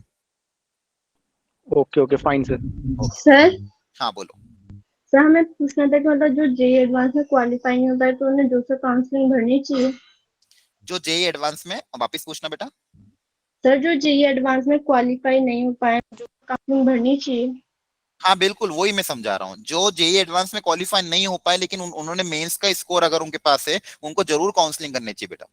यही मैं सबको समझा रहा था कि आप काउंसलिंग करो। ठीक है, आपका मेंस के बेसिस पे भी बहुत सारे कॉलेजेस हैं। ये आपको है ना स्टडी खुद के बेसिस, ये खुद करना होगा। ये कैसे करना मैं अभी आपको समझा भी दूंगा कि आपको कैसे, मतलब मैं अभी ग्रुप पे एक शेयर भी कर दूंगा एक लिंक, जहाँ पे आप क्या देख सकते हो कि मान लो आपने कॉलेज डाला, उसकी ब्रांच डाली, तो आपको पूरी लिस्ट आ जाएगी कि ओपनिंग और क्लोजिंग, मतलब उस कॉलेज में आपको किस आपकी रैंक के हिसाब से आपको क्या क्या मिल सकता है। ठीक है, तो जिन्होंने एडवांस क्वालिफाई नहीं भी किया है या फिर जिन्होंने एडवांस का एग्जाम नहीं भी दिया है, उनको भी जेई काउंसलिंग करनी है, क्योंकि मेंस के बेसिस पे भी बहुत सारे कॉलेजेस हैं। समझ पा रहे हो? अच्छा, आपको पता है कितनी कितनी सीट्स होती है अलग अलग कॉलेजेस में? आईआईटी में कितनी सीट होती है लगभग? 6,000 फॉर जनरल, टोटल 16,000। 15,000 लगभग, 15 से 16,000 के बीच में हो सकता है, इस बार बढ़ जाए तो 16,000 तक हो जाए। ठीक है, तो 16,000 सीट लगभग आईआईटी में होती है जो एडवांस के थ्रू जाती है। इसके अलावा जो बचे हुए कॉलेजेस हैं, जैसे मैं अगर बात करूं एनआईटी की, तो एनआईटी में लगभग 24,000 सीट है। ठीक है, तो आईआईटी से कई गुना ज्यादा है। ट्रिपल आईटी में लगभग 6,500 सीट होती है। फिर जो गवर्नमेंट फंडेड कॉलेज होती है उसमें लगभग 7,000 सीट होती है। ठीक है, तो आपका अगर मान लो एडवांस का स्कोर नहीं भी है तो भी आप अप्लाई कर सकते हो। हाँ, और कोई कुछ पूछ रहा था, पूछो। सर अगर आईजीडीटीयूडब्ल्यू में हायर ब्रांच मिल रही है और डीटीयू में उससे लोअर ब्रांच मिल रही है, तो हम कौन सी प्रेफर करें? क्योंकि कॉलेज बेसिस पे डीटीयू आईजीडीटीयूडब्ल्यू से ज्यादा ठीक है। हाँ देखो, अब ये एक बहुत बड़ा वो आता है। ये इसी कॉलेज में नहीं, सब में आता है। मतलब जैसे दो चीजें होती है, कुछ बच्चे पूछते हैं सर मुझे ये कॉलेज मिल रहा है, कॉलेज तो बहुत अच्छा है लेकिन ब्रांच लोअर है। और फिर दूसरा एक ये बोलते हैं बच्चे कि सर ब्रांच काफी अच्छी है लेकिन कॉलेज लोअर है ना? ये डाउट रहता है सबको। Yes sir. ठीक है, तो देखो उसमें क्या रहता है कि जैसे अब यहाँ पे क्या बात आती है। अच्छा, ब्रांच, इसी का इसका क्वेश्चन में उससे उससे रिलेट करके समझाता हूँ। ब्रांच के आपके हिसाब से ब्रांच का प्रेफरेंस ज्यादा होना चाहिए, कॉलेज का प्रेफरेंस ज्यादा होना चाहिए? ऐसी ब्रांच कौन सी ब्रांच लेनी का है हाँ, और सर ब्रांच कौन कॉलेज का सी सर लेनी अगर है? लोअर ब्रांच है तो सर कॉलेज प्रेफर करना चाहिए, क्योंकि सर हम्म, सर कॉलेज प्रेफर करना चाहिए। और सर अगर अच्छी ब्रांच मिले तो सर फिर ब्रांच प्रेफर कर सकते हैं। बिल्कुल। देखो ये, और ब्रांच कौन सी लेनी चाहिए ये इसका क्राइटेरिया कैसे डिसाइड करोगे? सर जो इंटरेस्ट पे। ट्रेंडिंग है सर, जिसमें हाँ जॉब्स हैं। हाँ, देखो एक तो इंट्रेंस पे। पहला है कि आप तो खुद से क्या एनालिसिस करो। खुद बच्चे तो खुद से सोच लेते हैं पहले से कि नहीं यार मुझे इस फील्ड में जाना है, मैं इस फील्ड में थोड़ा अच्छा हूँ और इस फील्ड में मुझे जाना है और इस फील्ड में मैं थोड़ा सा अच्छा भी काम करता हूँ, या फिर मुझे इसमें आगे जाके कुछ बनना है। तो उनका तो पहले से डिसाइडेड होता है कि मुझे यही ब्रांच चाहिए। ठीक है, कुछ बच्चे ऐसे होते हैं जो नहीं डिसाइड कर पाते हैं, या फिर जिनको हो सकता है पता ही नहीं हो कि किस ब्रांच में क्या होता है। तो अभी आपके पास देखो समय है, ये काम खैर आपको पहले ही कर लेना चाहिए था। मैंने आपको कहा भी था कि जैसे आपके एग्जाम खत्म हो जाए तो हर ब्रांच के बारे में आप डिटेल एक बार देखना कि कौन सी ब्रांच में क्या होता है। ठीक है, जैसे मान लो आपको मैंने अभी बताया था कुछ ब्रांच कोर ब्रांच होती है, कुछ नॉन कोर ब्रांच होती है, कुछ सब्जेक्ट होती है physics chemistry maths mathematics with computer science data scientist, और ये बहुत सारी ब्रांचेस होती है अलग अलग। ठीक है, कौन कौन सी होती है ये भी, इसकी भी एक लिस्ट है। ठीक है, तो उन ब्रांचेस में आप देखो कि हाँ मेरी ये ब्रांचेस, मतलब ये कुछ सिलेक्टेड है, 4-5 ब्रांचेस उसमें आप सिलेक्ट करो कि ये मेरा प्रेफरेंस है कि हाँ इस ब्रांच में मैं अच्छा कर सकता हूँ। तो वो आपका, आप पहले तो आपकी लिस्ट आपकी खुद की एक रेडी होनी चाहिए कि आपका ब्रांच प्रेफरेंस क्या है। ठीक है, कोई और आपको नहीं बता पाएगा कभी भी। समझ पा रहे हो? मैं बोलूं कि नहीं ये ब्रांच ले लो, देखो मैं आपको ये बता सकता हूँ कि अभी लेटेस्ट ट्रेंड में प्रेफरेंस किसका चल रहा है, मार्केट में डिमांड किसकी है, वो मैं बता सकता हूँ आपको। लेकिन आपको, आप किस ब्रांच, मतलब आपकी प्रेफरेंस क्या है वो आपको खुद से अंदर से डिसाइड करना होगा। ठीक है, कि हाँ मैंने ये देखा, स्टडी किया कि मेरे को जैसे मान लो कोई बच्चे ऐसे रहते हैं जो 11-12 में जिनका कंप्यूटर रहता है, उनको कंप्यूटर से रिलेटेड बहुत इंटरेस्ट होता है तो वो कंप्यूटर साइंस ले लेते हैं।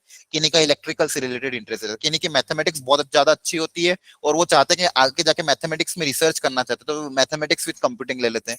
कोई बच्चे मैकेनिकल ले लेते हैं, मशीन से रिलेटेड उनको आगे जाके मतलब करना रहता है तो mechanical is one of the best branch उसके रिलेटेड। ठीक है, मैकेनिकल कोर ब्रांच भी होती है, तो मैकेनिकल करने के बाद और दूसरे ऑप्शन भी बहुत सारे खुल जाते हैं।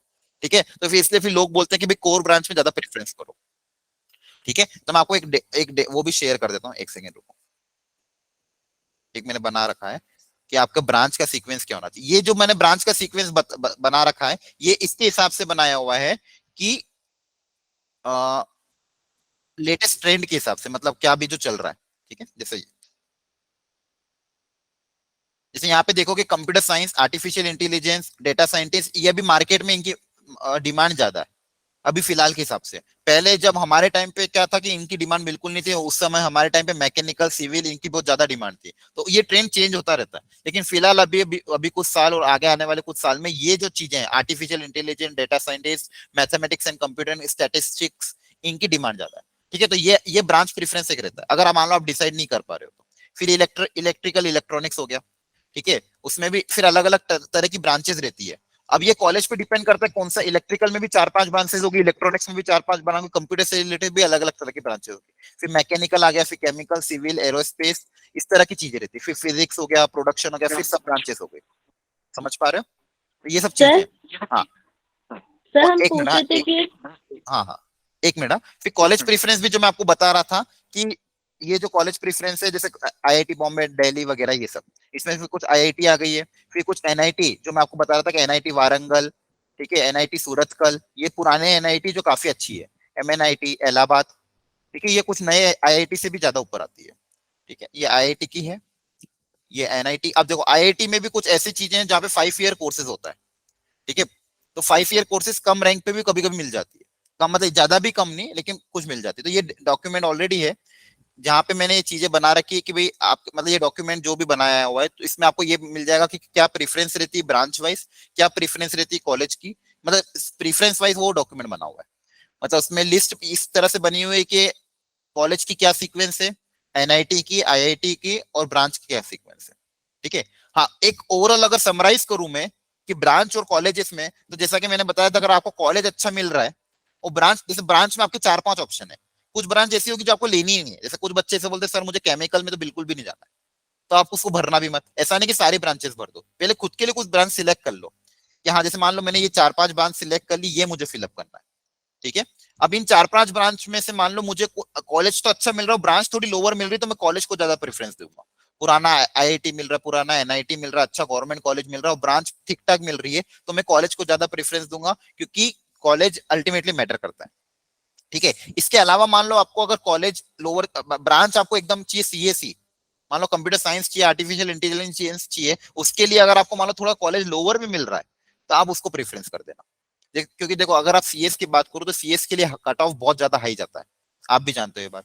ठीक है, आईआईटी में तो बहुत ज्यादा कट ऑफ जाता है, एनआईटी में भी बहुत ज्यादा कट ऑफ जाता है, लेकिन अगर आपको मान लो थोड़ा सा लो, फॉर एग्जाम्पल नए आईआईटी में आपको लोअर ब्रांच मिल रही है और एनआईटी में आपको सीएस मिल रहा है किसी एनआईटी में, तो आपको मैं ये प्रीफर करूंगा कि आप सीएस ले लो एनआईटी में, रेदर देन नए आईआईटी में लोअर ब्रांच लेने के बजाय।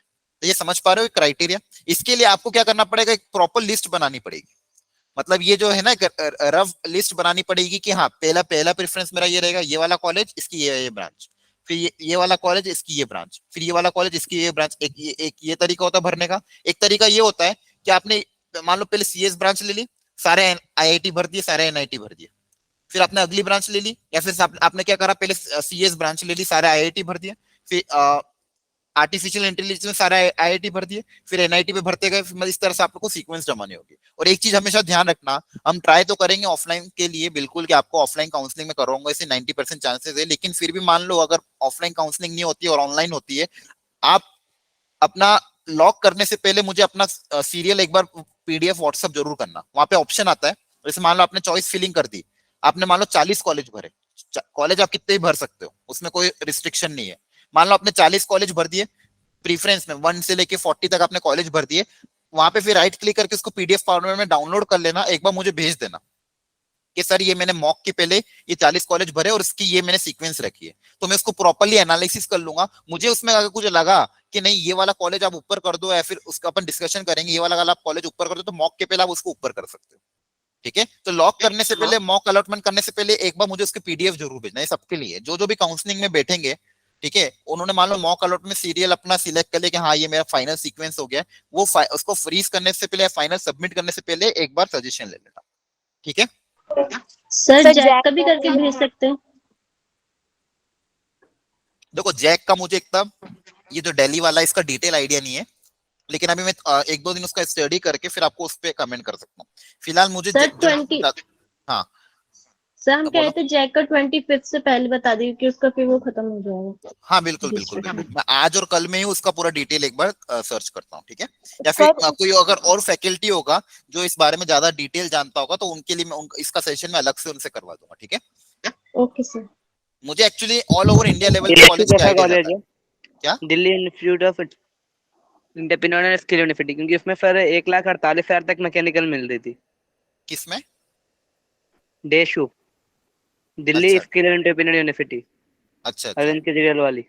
अच्छा हाँ, ये जो दिल्ली के रिलेटेड कॉलेज है ना, देखो मैं सीरियसली बताऊं इसके बारे में मुझे आइडिया नहीं। मतलब मेरे को अगर आप पूछोगे इंडिया के लेवल पे जोसा के थ्रू जो कॉलेज मिल रहे हैं, तो इनके बारे में आपको मैं डिटेल इन्फॉर्मेशन दे सकता हूँ। लेकिन ये जो कॉलेजेस है इसके लिए मैं आपको कहीं ना कहीं, जैसे मान लो कोई अगर होगा तो उसके थ्रू मैं आपको इसका बता दूंगा। ठीक है, हेलो सर। हाँ बोलो। सर मेरे को ये पूछना था कि सर अगर हम जेई के रिजल्ट के अलावा जैसे सीयूटी है, तो मैं अगर सीयूटी दे के कोई कोर्स लूँ और एक ड्रॉप लेके तैयारी करूँ सीयूटी किसी कॉलेज में एडमिशन लेके, तो कौन से कॉलेज अच्छे रहेंगे या कौन से कोर्स अच्छे रहेंगे? आपका आवाज, आप क्या कहना चाह रहे हैं? सीयूटी के थ्रू आपका सीयूटी में अच्छा नहीं पाया ऐसा? नहीं सर, मैं ये पूछ रहा हूँ कि सर जैसे जेई के रिजल्ट के बेस पे मैंने कोई कॉलेज नहीं लिया और मैंने सीयूटी के बेस पे कोई कॉलेज ले लिया, तो उसके लिए बेस्ट कोर्सेज कौन से रहेंगे सर? जैसे बीटेक तो हो नहीं पाएगी, तो उसके अलावा कौन से बेस्ट कोर्सेज रहेंगे? सीयूटी में तो मेरे हिसाब से ज्यादा ऑप्शन शायद रहते नहीं है। मतलब उसमें शायद बीएससी रहता है एक तो, और फिर थोड़ा बहुत ये एग्रीकल्चर से रिलेटेड या फिर ये कुछ सब ब्रांचेस रहती है। सर बीटेक भी होती है कंप्यूटर साइंस में, डीयू वगैरह में। कुछ ही कॉलेजेस हैं, वो ज्यादा कॉलेज नहीं है। मतलब बीटेक वाले बहुत कम कॉलेज हैं। ठीक है, लेकिन सर वो ज्यादा तो एक या तो गुमनाम कॉलेज है या दिल्ली यूनिवर्सिटी है या मतलब प्राइवेट यूनिवर्सिटी है। बिल्कुल बिल्कुल, वो मैं इसलिए कह रहा हूँ कि वो बीटेक के लिए तो मैं सीयूटी अच्छा बेटर ऑप्शन है ही नहीं। अगर आपने जेई भी दिया है तो फिर आप जेई के थ्रू ही जाओ। ठीक है, अगर आपको बीटेक करना है तो।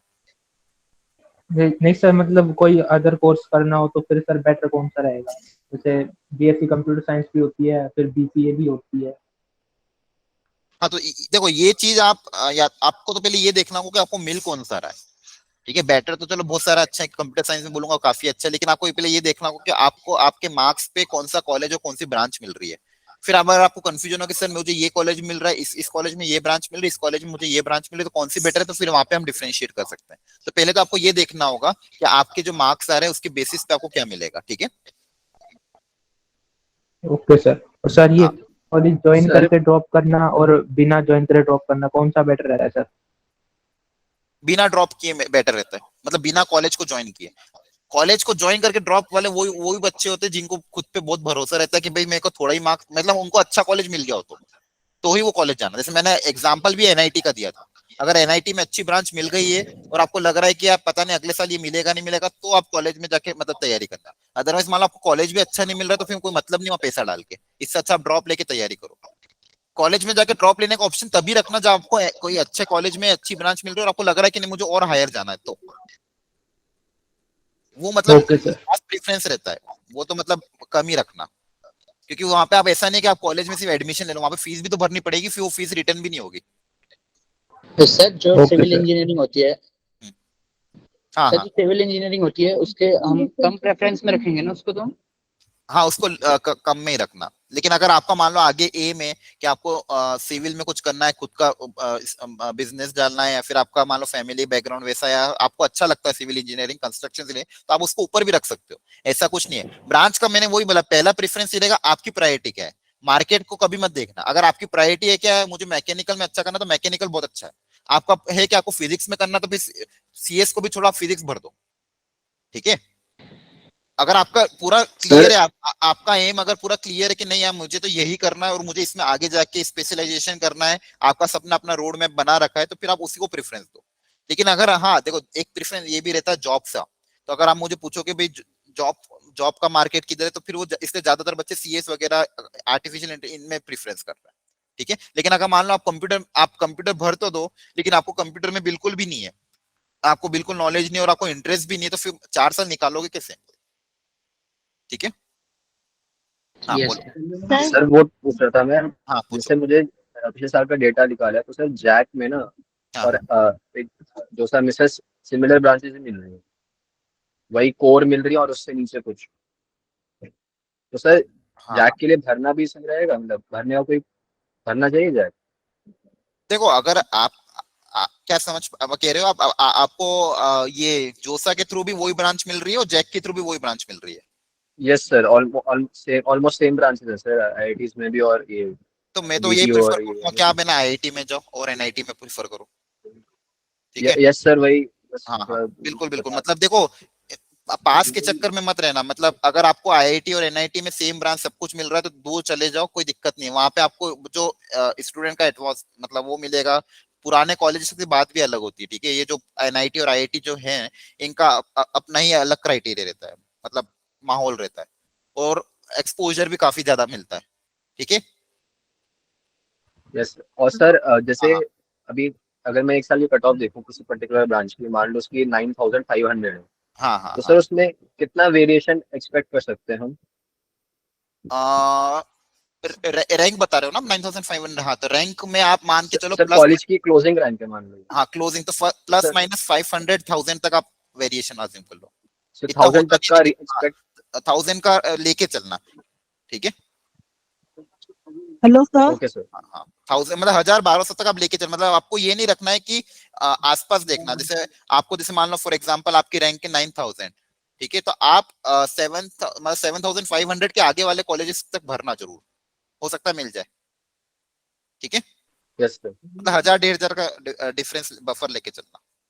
सर सर जैक जैसे डेली में टोटल 54 चॉइसेस हैं और उसमें से मैंने 24 समथिंग फिल कर दिए हैं, लेकिन बाकी चॉइसेस में मैं क्लियर नहीं हूँ कि कौन सी बेस्ट प्रेफर्ड रहेगी, तो अच्छा वो आप बता सकते हो कैसे करें? ठीक है, ये मैंने जैसे कि बोला, जैक दिल्ली के लिए मैं एक सेशन पूरा सेपरेट रखूंगा, जिसमें मैं किसी एक मेंबर और 2-3 हमारे टीम मेंबर को मैं इन्वॉल्व करूंगा जो दिल्ली से हो, जो जो जिनको इस कॉलेज में जा रहे में डिटेल होता है, एक्चुअली वो आपको ज्यादा अच्छे से इन्फॉर्मेशन दे पाएंगे, ठीक है। उसके सेशन की डिटेल भी मैं आज या कल ही रखेंगे अपन, पक्का, ठीक है। मैं आज ओके अपनी सर। टीम में बात कर लेता हूँ, ओके सर। जैक दिल्ली से रिलेटेड जितने भी डाउट्स आपके होंगे वो उसी सेशन में क्लियर कर देंगे, ठीक है। तो अभी आपको जोसा से रिलेटेड या फिर जेई और से रिलेटेड आपको कोई डाउट हो तो अभी इसमें क्लियर कर लो। अच्छा, ये जो मैंने आपको बताया था, ये जो अपन जो कॉलेज क्या रखना है, प्रेफरेंस क्या रखना है, इसके बारे में हम प्रॉपर एक डिस्कशन एक और सेशन में करेंगे। सर हाँ बोलो।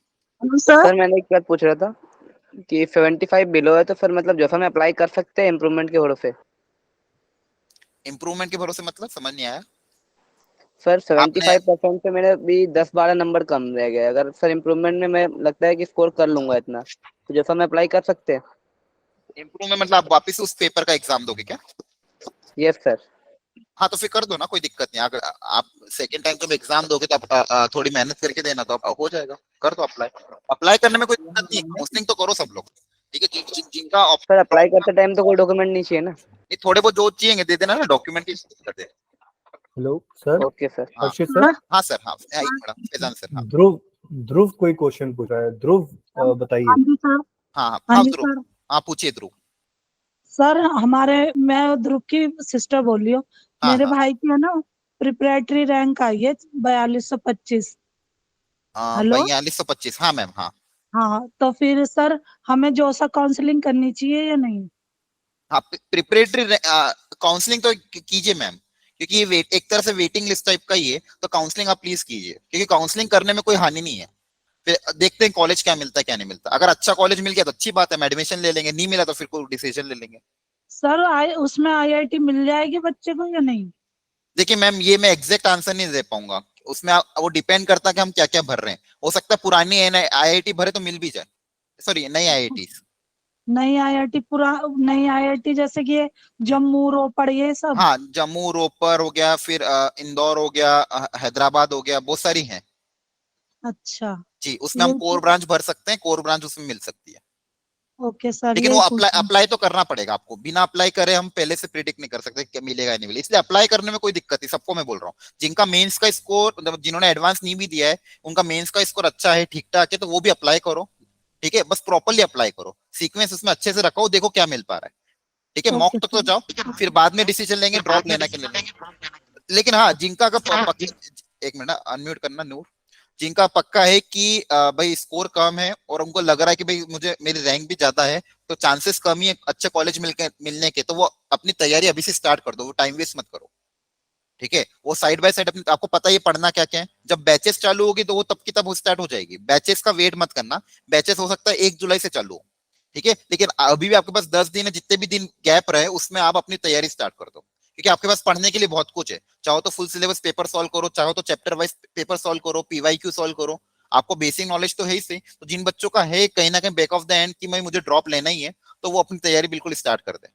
ठीक है सर, मेरी जेईई मेंस 84.34 परसेंटाइल आई थी, तो मुझे ड्रॉप लेना चाहिए नहीं लेना चाहिए? क्या क्या कह रहे हो? जेईई मेंस में कितना आया था? 94.34। 94.34 कैटेगरी ओबीसी। हाँ, तो आप ले लो बच्चा। मतलब अगर देखो, मैं वही करूंगा, पहले तो आप अप्लाई जरूर करना काउंसलिंग के लिए। एनआईटी में अच्छी ब्रांच मिल पा रही हो, मतलब एनआईटी में तो वैसे नहीं मिलेगी कोर ब्रांच आपको, लेकिन अगर और कोई मिल रही हो ब्रांच, लेकिन अगर अच्छा कॉलेज है और आपके घर वाले प्रीफर कर रहे हैं कि नहीं अच्छा है, ठीक है, आपको लग रहा है कि नहीं अच्छा है, एक बार मुझसे डिस्कशन भी कर लेना, फिर आप अप्लाई कर देना। देखो वही मैं समझा रहा हूँ, आपको काउंसलिंग के लिए अप्लाई करो पहले तो, देखो आपको क्या क्या मिल पा रहा है। 94 is one of the very good percentile. आप चाहो तो एक साल मेहनत करके हो सकता है इसको 94 से 98 तक ले जा भी सकते हो, लेकिन वो अल्टीमेटली आपका डिसीजन ज्यादा मैटर करेगा। हो सकता है कि ऐसे भी बच्चे बहुत होते हैं जो 94 लास्ट ईयर थे, अगले साल आके 95 तक ही आ पाते हैं। ठीक है, तो उसमें कुछ ज्यादा ड्रास्टिक चेंज भी नहीं आया और एक साल ड्रॉप भी हो गया। इसलिए मैं वो डिसीजन आप पे छोड़ता हूं कि आपको अंदर से पहले सोचना होगा, खुद से सोचना होगा कि क्या मैं उस लेवल पे जाके मेहनत कर पाऊंगा, क्योंकि आपको चेंजेस तो लाने पड़ेंगे। अगर आप आज 94 पे हो तो आपको अगर अच्छा कॉलेज चाहिए तो 98 तक जाना पड़ेगा। समझ पा रहे हो? तो जाके ड्रॉप का फायदा है। सर प्रिपरेटरी रैंक से आईआईटी भरने का ऑप्शन आता है काउंसलिंग में? क्या कह रहे हो? प्रिपरेटरी रैंक जो हमें मिली है उसमें अगर हम काउंसलिंग में बैठेंगे तो हमें आईआईटी भरने का ऑप्शन मिलेगा? हाँ हाँ मिलेगा, मतलब मेरे हिसाब से मिलना चाहिए। इस साल देखो प्रिपरेटरी रैंक कॉन्सेप्ट अलग नया ही आया है, इसमें मैं पहले नहीं था। हाँ पहले इतना नहीं था ये। Okay sir. हाँ मतलब आप एक बार क्या कह रहे हो? प्रिपरेटरी रैंक क्या? एक मिनट, हाँ नूर बोलो पहले आप। सर हम पूछे थे जो सर काउंसलिंग की फीस क्या है, मतलब रजिस्ट्रेशन फीस। रजिस्ट्रेशन फीस इस बार कितनी रखेगी? एनीवन किसने देखा है फीस का? रजिस्ट्रेशन फी नहीं होती जो साल। हाँ नहीं है, ठीक है, वो बाद में हो गया आई थिंक। जब आप वो तो सीट अलॉटमेंट पे सीट अलॉटमेंट आप जब जाओगे ना तब होती है, तब आप वहाँ पे भरना है। ठीक है, 36,000 है जनरल ओबीसी की और 16,000 है एससी। अच्छा अच्छा ठीक, जैसे 36 कर दी। ओके, देखो काउंसलिंग की फीस है ही नहीं, इसलिए मैं आपको शुरू से यही समझा रहा हूँ, काउंसलिंग करने में कोई दिक्कत नहीं है, पैसे भी नहीं लग रहे। काउंसलिंग करके देख लो क्या मिल रहा है क्या नहीं मिल रहा है। नहीं मिलता अच्छा, नहीं पसंद की ब्रांच आती तो ड्रॉप का ऑप्शन है ही आपके पास। सर हम कह रहे थे कि हमें मतलब चॉइस फिलिंग का ठीक से नहीं पता, तो मतलब सर आप एक बार वो दे सकते हैं ब्रांच। ये तो मैं इसके लिए सेशन में अलग से, देखो आज का सेशन सिर्फ अभी अपने 1-to-1 डिस्कशन कर रखा था। एक्चुअली मेन जो सेशन आपका होगा ना, जो भी बच्चे काउंसलिंग करेंगे उनकी चॉइस फिलिंग में मैं पूरा हेल्प करूंगा। ठीक है, होगा तो मैं ऑफलाइन सेशन रखूंगा इसके लिए दिल्ली में ही, और अगर मान लो ऑफलाइन पॉसिबल नहीं हो पाया, अगर किसी इमरजेंसी या किसी रीजन के कारण, तो मैं आपको प्रॉपर एक डिटेल डॉक्यूमेंट प्रोवाइड करूंगा जिसमें आपको मैं ये बता दूंगा कि आपको चॉइस फिलिंग क्या होना चाहिए। और उसके बाद आप अपने इंडिविजुअली आप अपने डॉक्यूमेंट आपने भेज देना मुझे कि सर मेरा ये प्रेफरेंस है, उसमें अगर कुछ चेंजेस आया तो मैं आपको चेंजेस बता दूंगा। ठीक है, चॉइस फिलिंग का। सर जैसे मेरी ब्रांच फिक्स है कि ईसी, तो मैं उसके हिसाब से कौन सी चॉइस फिलिंग वो भी भेज देना एक बार। अगर आपका ब्रांच फिक्स हो गया तो आप फिर क्या देखना कि आपकी रैंक के हिसाब से कौन कौन से आपको कॉलेज मिल सकते हैं।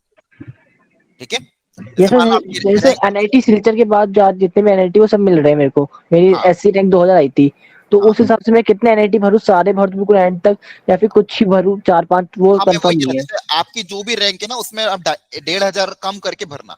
जैसे मान लो आपकी रैंक है 5,000, तो आप क्या करना 3,500 तक में जो जो मिल रहा है वहां से स्टार्ट करना भरना। और सर पूरे एंड तक जाए? हाँ, एंड तक जाओ ना, भरने में कोई दिक्कत नहीं, 40 भरो 50 भरो। और सर अगर एंड का मुझे मिल गया, मुझे एंड का नहीं चाहिए, तो मैं क्या करूंगा फिर, अगर मुझे नेक्स्ट टाइम एंड का जाना नहीं तो? मिलेगा आपको, क्या मिलेगा जो आपने पहले ऊपर भरा ना वो प्रेफरेंस मिलेगा, पीछे से स्टार्ट नहीं होगा। मान लो आपने 15 चॉइस फिलअप करी फॉर एग्जांपल, और आपको मान लो 7th नंबर की चॉइस मिल रही है, तो आपको जो पहले ऊपर आपने भरा ना वो देखा जाएगा कि ऊपर आपने पहले क्या भरा है, पीछे वाले नहीं दिखते।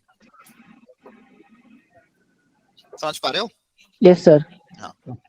और स्टूडेंट्स एक और चीज हाँ। मैं बता दूं बस, बेटा मैंने ना एक गूगल फॉर्म का लिंक भी शेयर करा है चैट बॉक्स में, उसको भी आप लोग फिल कर दो। और जैसे आपने जो जो डाउट बताया है, अभी हम लोग दूसरा सेशन भी रखेंगे और उसमें और चीजें हम लोग कवर करेंगे, तो आपने ये ला फॉर्म फिल कर दो और जो भी आपका डाउट है उसको ब्रीफ में लिख देना, ताकि हम लोग को और अच्छे से पता चल जाए कि आप लोग का क्या क्या डाउट है और किस पे अभी हम लोग को बात करने का रिक्वायरमेंट है। ठीक है, कंटिन्यू ओके सर। हाँ, सबने देख लो चैट बॉक्स में आ गया है, सर ने डाला हुआ है, तो आप प्लीज उसको फिलअप कर देना सब लोग, है ना, उसमें अच्छे से लिख देना आपका डिटेल डाउट, ताकि हमको आइडिया लग जाएगा। तो होगा तो आपको इंडिविजुअली रिस्पॉन्ड भी कर देंगे और अगले सेशन में डिटेल में क्लियर कर देंगे। सर हाँ सर सर ड्रॉपर को कुछ अलग डॉक्यूमेंट भी बनवाना पड़ता है क्या? किन के ड्रॉपर को काहे के लिए डॉक्यूमेंट?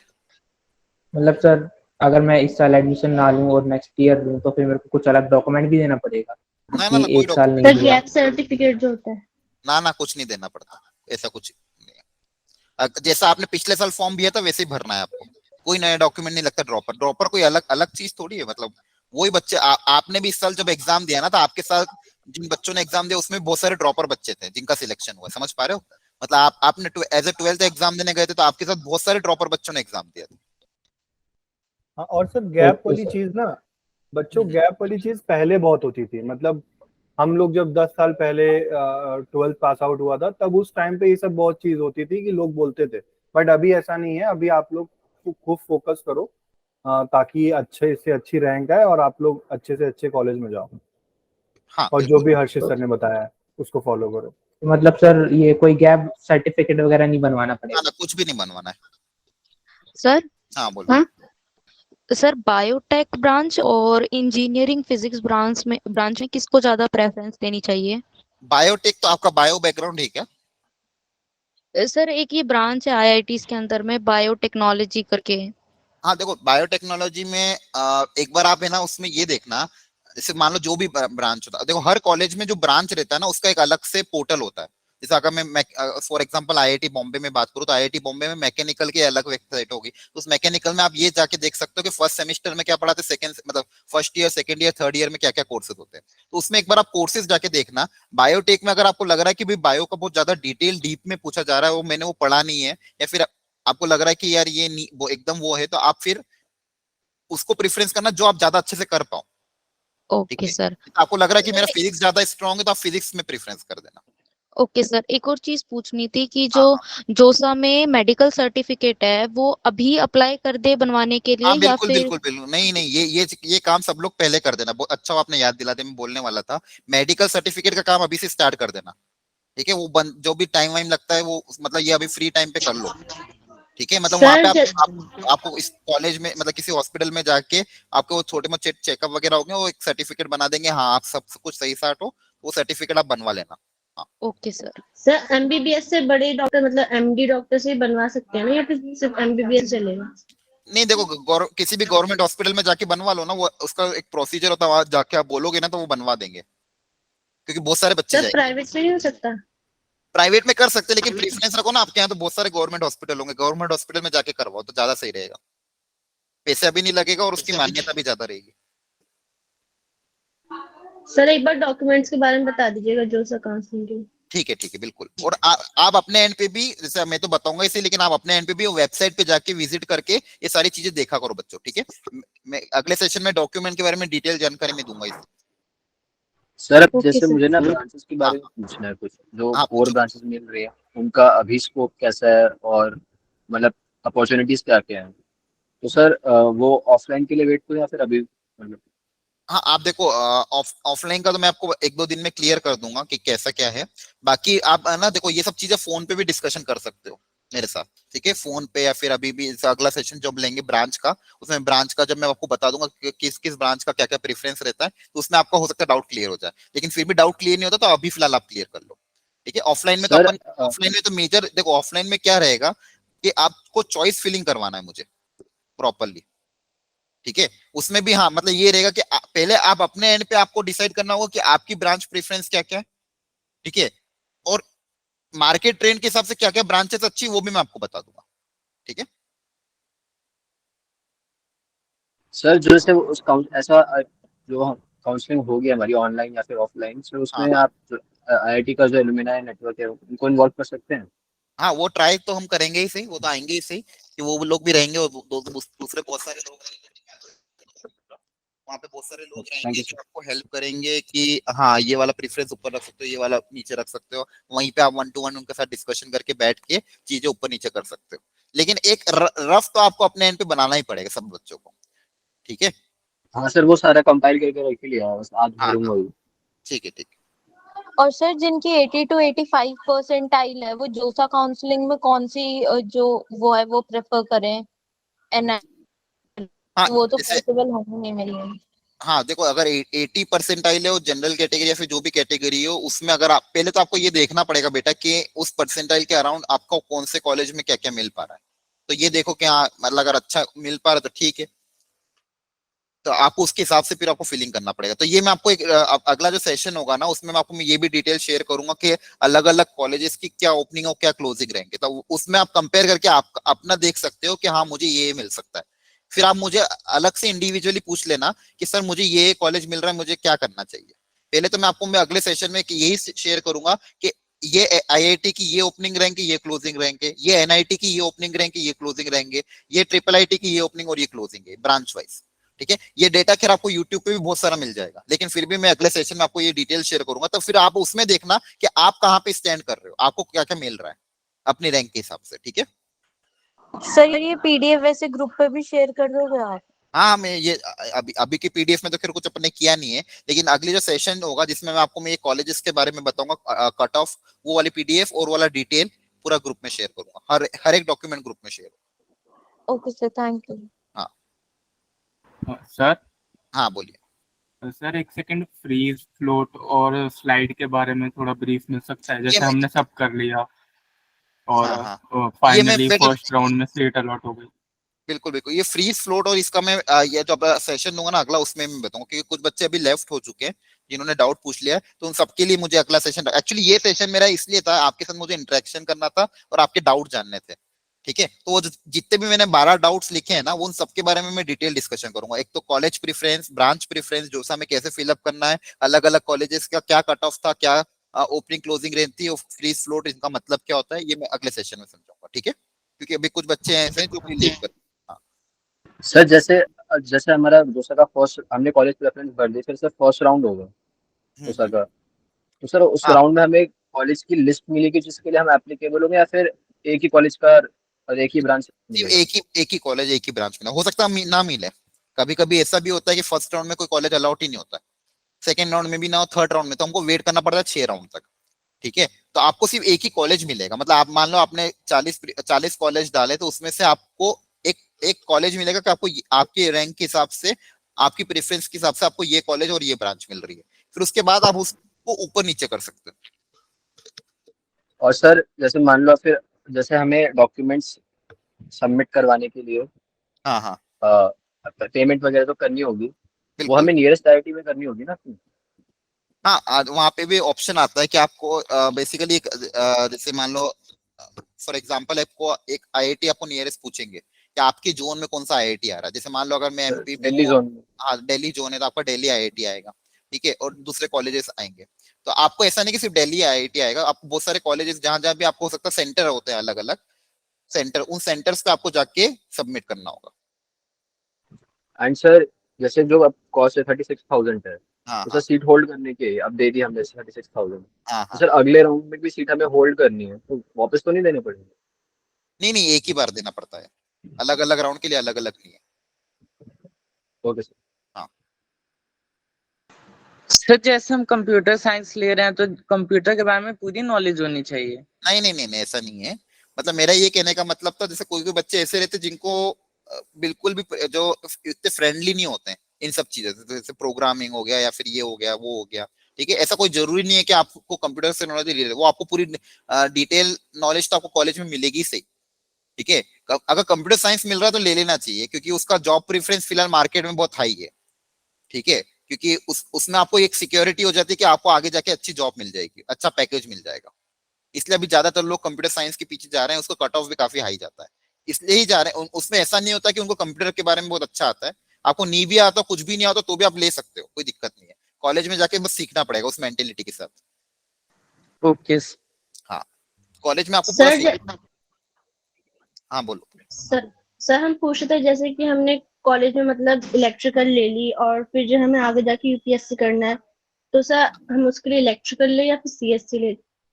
नहीं, कोई भी ब्रांच लो, अगर आपको देखो आगे जाके यूपीएससी करना है तो आपको 4 साल तो पढ़ना ही पड़ेगा। ठीक है, उसमें ब्रांच का तो कोई मतलब ही नहीं रहा, क्योंकि अगर यूपीएससी करना है तो फिर तो मतलब क्या करना है, यूपीएससी में भी बहुत सारा होता है ना, उसमें आईएएस भी होता है, आईएएस भी होता है। इंजीनियरिंग से रिलेटेड करना है आपको? सर अभी इतना नहीं पता, आगे जाके देखना पड़ेगा। देखो यूपीएससी भी 2 में होती है, आपको पता है? एक तो एएस होती है एडमिनिस्ट्रेटिव सर्विस, और एक होती है इंजीनियरिंग सर्विस। मतलब जो बच्चे इंजीनियर होते हैं वो भी यूपीएससी के लिए तैयारी करते हैं। इंडियन इंजीनियरिंग सर्विस, पहले तो आईएएस नाम था, अब ईएससी नाम हो गया, इंजीनियरिंग सर्विस एग्जामिनेशन।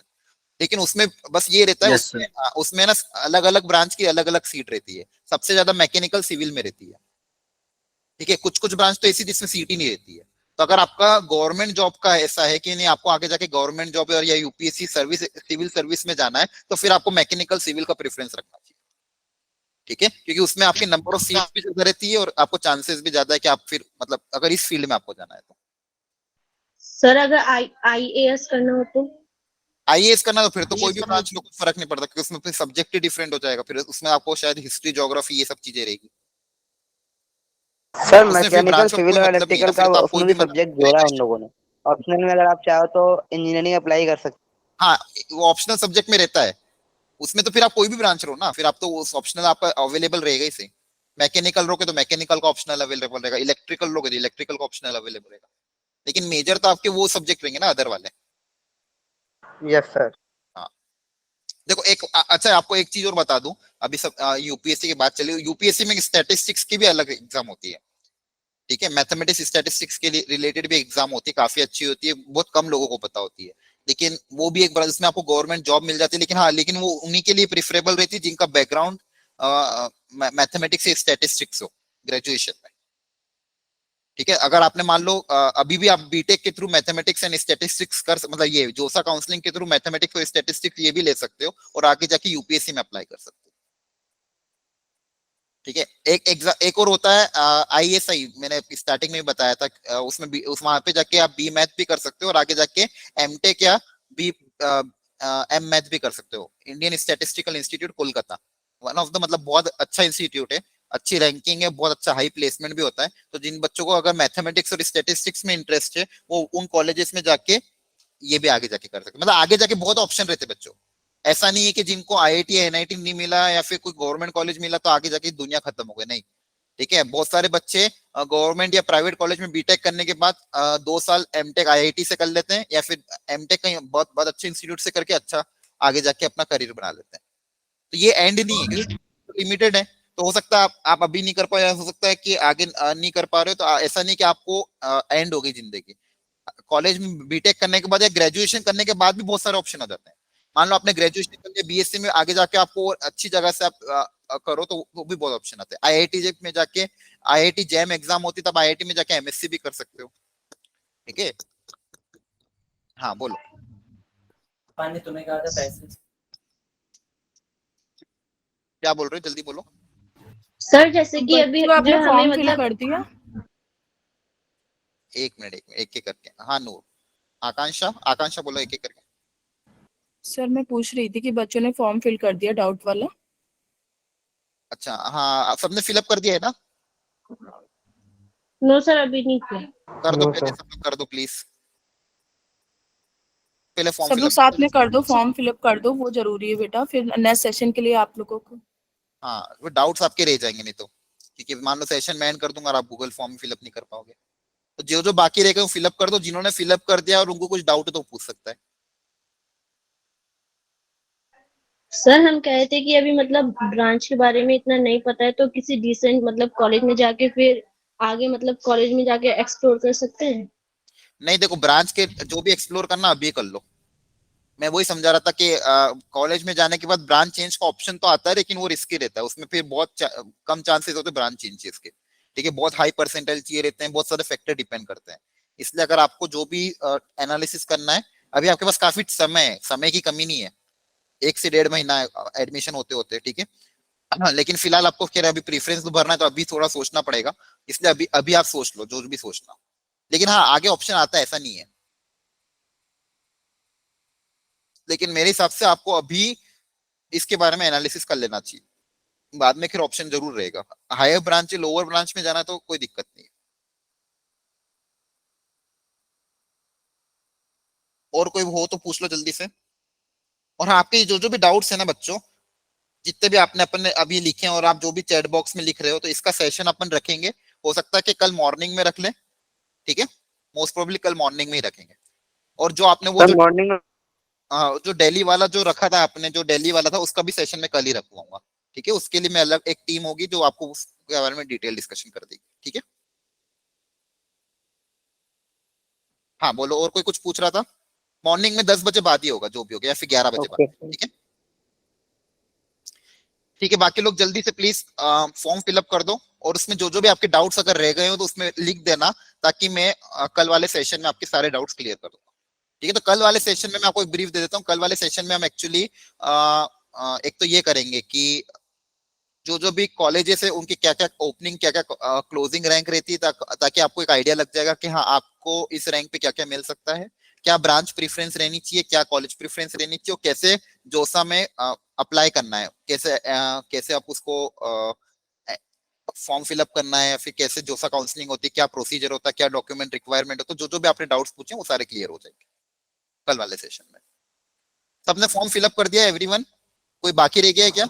जिन बच्चों ने फॉर्म फिलअप कर दिया हैंड रेज कर दे। सर हम कर रहे हैं अभी फॉर्म फिलअप। अच्छा, करो करो। सब लोग कॉपी कर लो फॉर्म फिलअप, अपना करते रहो। हाँ, कॉपी करके कहीं पेस्ट करके रख लो, ताकि आप मतलब मान लो हट भी जाए तो कर सकते हो बाद। चैट ये सर बॉक्स हमने क्रोम में ओपन कर लिया। कर लिया है, ठीक है, ओके। ठीक है बच्चों, काफी टाइम बाद इंटरेक्शन हुआ अपना। आई होप मैंने थोड़े बहुत डाउट्स आपके क्लियर करे हो सकता है कुछ डाउट्स रह भी गए हों, किसी भी चीज से रिलेटेड कोई भी आपको प्रॉब्लम आ रही हो तो आप अगले सेशन में वापस से ज्वाइन कर लेना, वहां पे डाउट्स पूछ लेना, और जो जो भी मेजर इन्फॉर्मेशन है मैं नेक्स्ट सेशन में आपको वापस से दे दूंगा। ठीक है, और हाँ तुम सबके पास मेरा नंबर है। हाँ। मेरा नंबर सबके पास है ना? कोई ऐसा बच्चा है जिसके पास मेरा नंबर नहीं है? फैजान सर बोल रहे हैं ना? फैजान सर का नंबर है सबके पास? No sir. No sir. अभी चैट बॉक्स में लिख देंगे सर, ठीक है। ठीक है, चैट बॉक्स में मैं डाल दे रहा हूँ। वैसे तुम सबको मैंने अभी मैसेज करा होगा। खैर कोई नहीं, मैं फिर से नंबर भेज दे रहा हूँ आपको। अमित ओझा आप कुछ बोल रहे थे? हाँ मैम। मैम मेरा सवाल हर्षित सर से था। हाँ बोलो बोलो बेटा। हाँ सर, मैं कह रहा था वो जो आपने ESE का एग्जाम बताया, आपने इंजीनियरिंग सर्विस एग्जामिनेशन, हाँ हाँ, सर उसमें अपीयर होने से हमारी जॉब क्या इसरो वगैरह में लगती है साइंटिस्ट के तौर पे? ना ना ना, गवर्नमेंट ऑर्गेनाइजेशन में, जैसे जो PSU होती है ना, पब्लिक सेक्टर ऑर्गेनाइज यूनिट, जैसे इंडियन IOCL, इंडियन ऑयल, कोल इंडिया, इनमें हाँ, ये भेल ये वगैरह जो सब। हो गए। हाँ हाँ, ये BPL हो गया, इन सब में।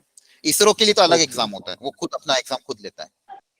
तो इसरो हो सर गया, उसके लिए DRDO हो हमें गया। ग्रेजुएट होने के बाद करना पड़ेगा हाँ DRDO बिल्कुल, इसमें? हाँ ग्रेजुएशन के बाद, ग्रेजुएशन के बाद।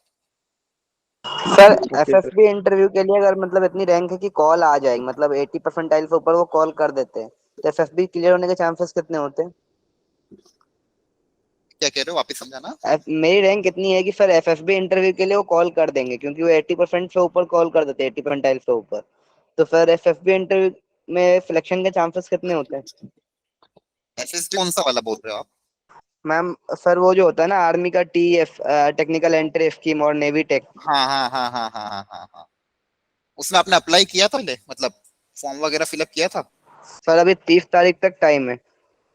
अच्छा अच्छा अच्छा, उसका मुझे एक्चुअली आइडिया नहीं है, एसएसबी का मुझे देखना पड़ेगा बेटा, क्योंकि उसमें क्या मतलब क्राइटेरिया रहता है। सिलेक्शन के चांस होते हैं नहीं, क्योंकि मतलब बुला तो लेंगे। हाँ हाँ, अगर आपको इसमें इंटरेस्ट है तो बिल्कुल जाओ, कोई दिक्कत नहीं है। सर वो इंजीनियरिंग कराएंगे इसमें, मतलब कुछ ऐसा नहीं कि वो आर्मी में मतलब कोई इंजीनियरिंग ही हाँ हाँ कराएंगे वो। हाँ बिल्कुल बिल्कुल, इसका मैं और डिटेल एक बार देख लूंगा, होगा तो नेक्स्ट सेशन में इसके बारे में भी देख लूंगा। एसएसबी बताया ना आपने, आर्मी वाला?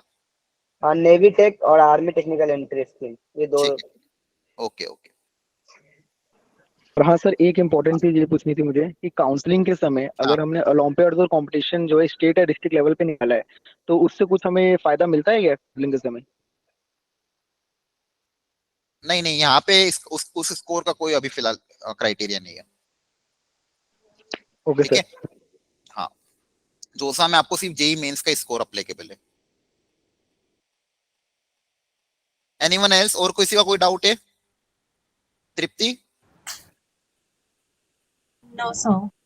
ठीक है ठीक है, खैर अपने एक सेशन और कल रखने वाले हैं, तो घबराओ मत, और मेरा नंबर तो है ही सब तुम्हारे पास, तुम कॉल वॉल कर देना, मैसेज कर देना। हो सकता है मैं कभी नहीं उठा पाऊँ, क्योंकि अभी क्लास भी है मेरे एक्चुअली 6:30 बजे। तो अपन अब नेक्स्ट सेशन में मिलते हैं, वो मोस्ट प्रोबेबली कल ही होगा बच्चों। तो मैं आपके जितने भी डाउट्स है, आपने जो फॉर्म में फिलअप किए हैं, उनको मैं एक बार स्टडी कर लूंगा, और जो अपन ने लिखे उनको स्टडी करके हम एक कल प्रॉपर सेशन रखते हैं, जिसमें आपके मैं सारे काउंसलिंग से रिलेटेड डाउट क्लियर कर दूंगा। ठीक है सर जैक का ही बता दीजिए। हाँ, जैक का भी बिल्कुल बता देंगे। ठीक है, okay sir, thank you. okay, thank you everyone, thank you everyone, thank you for attending.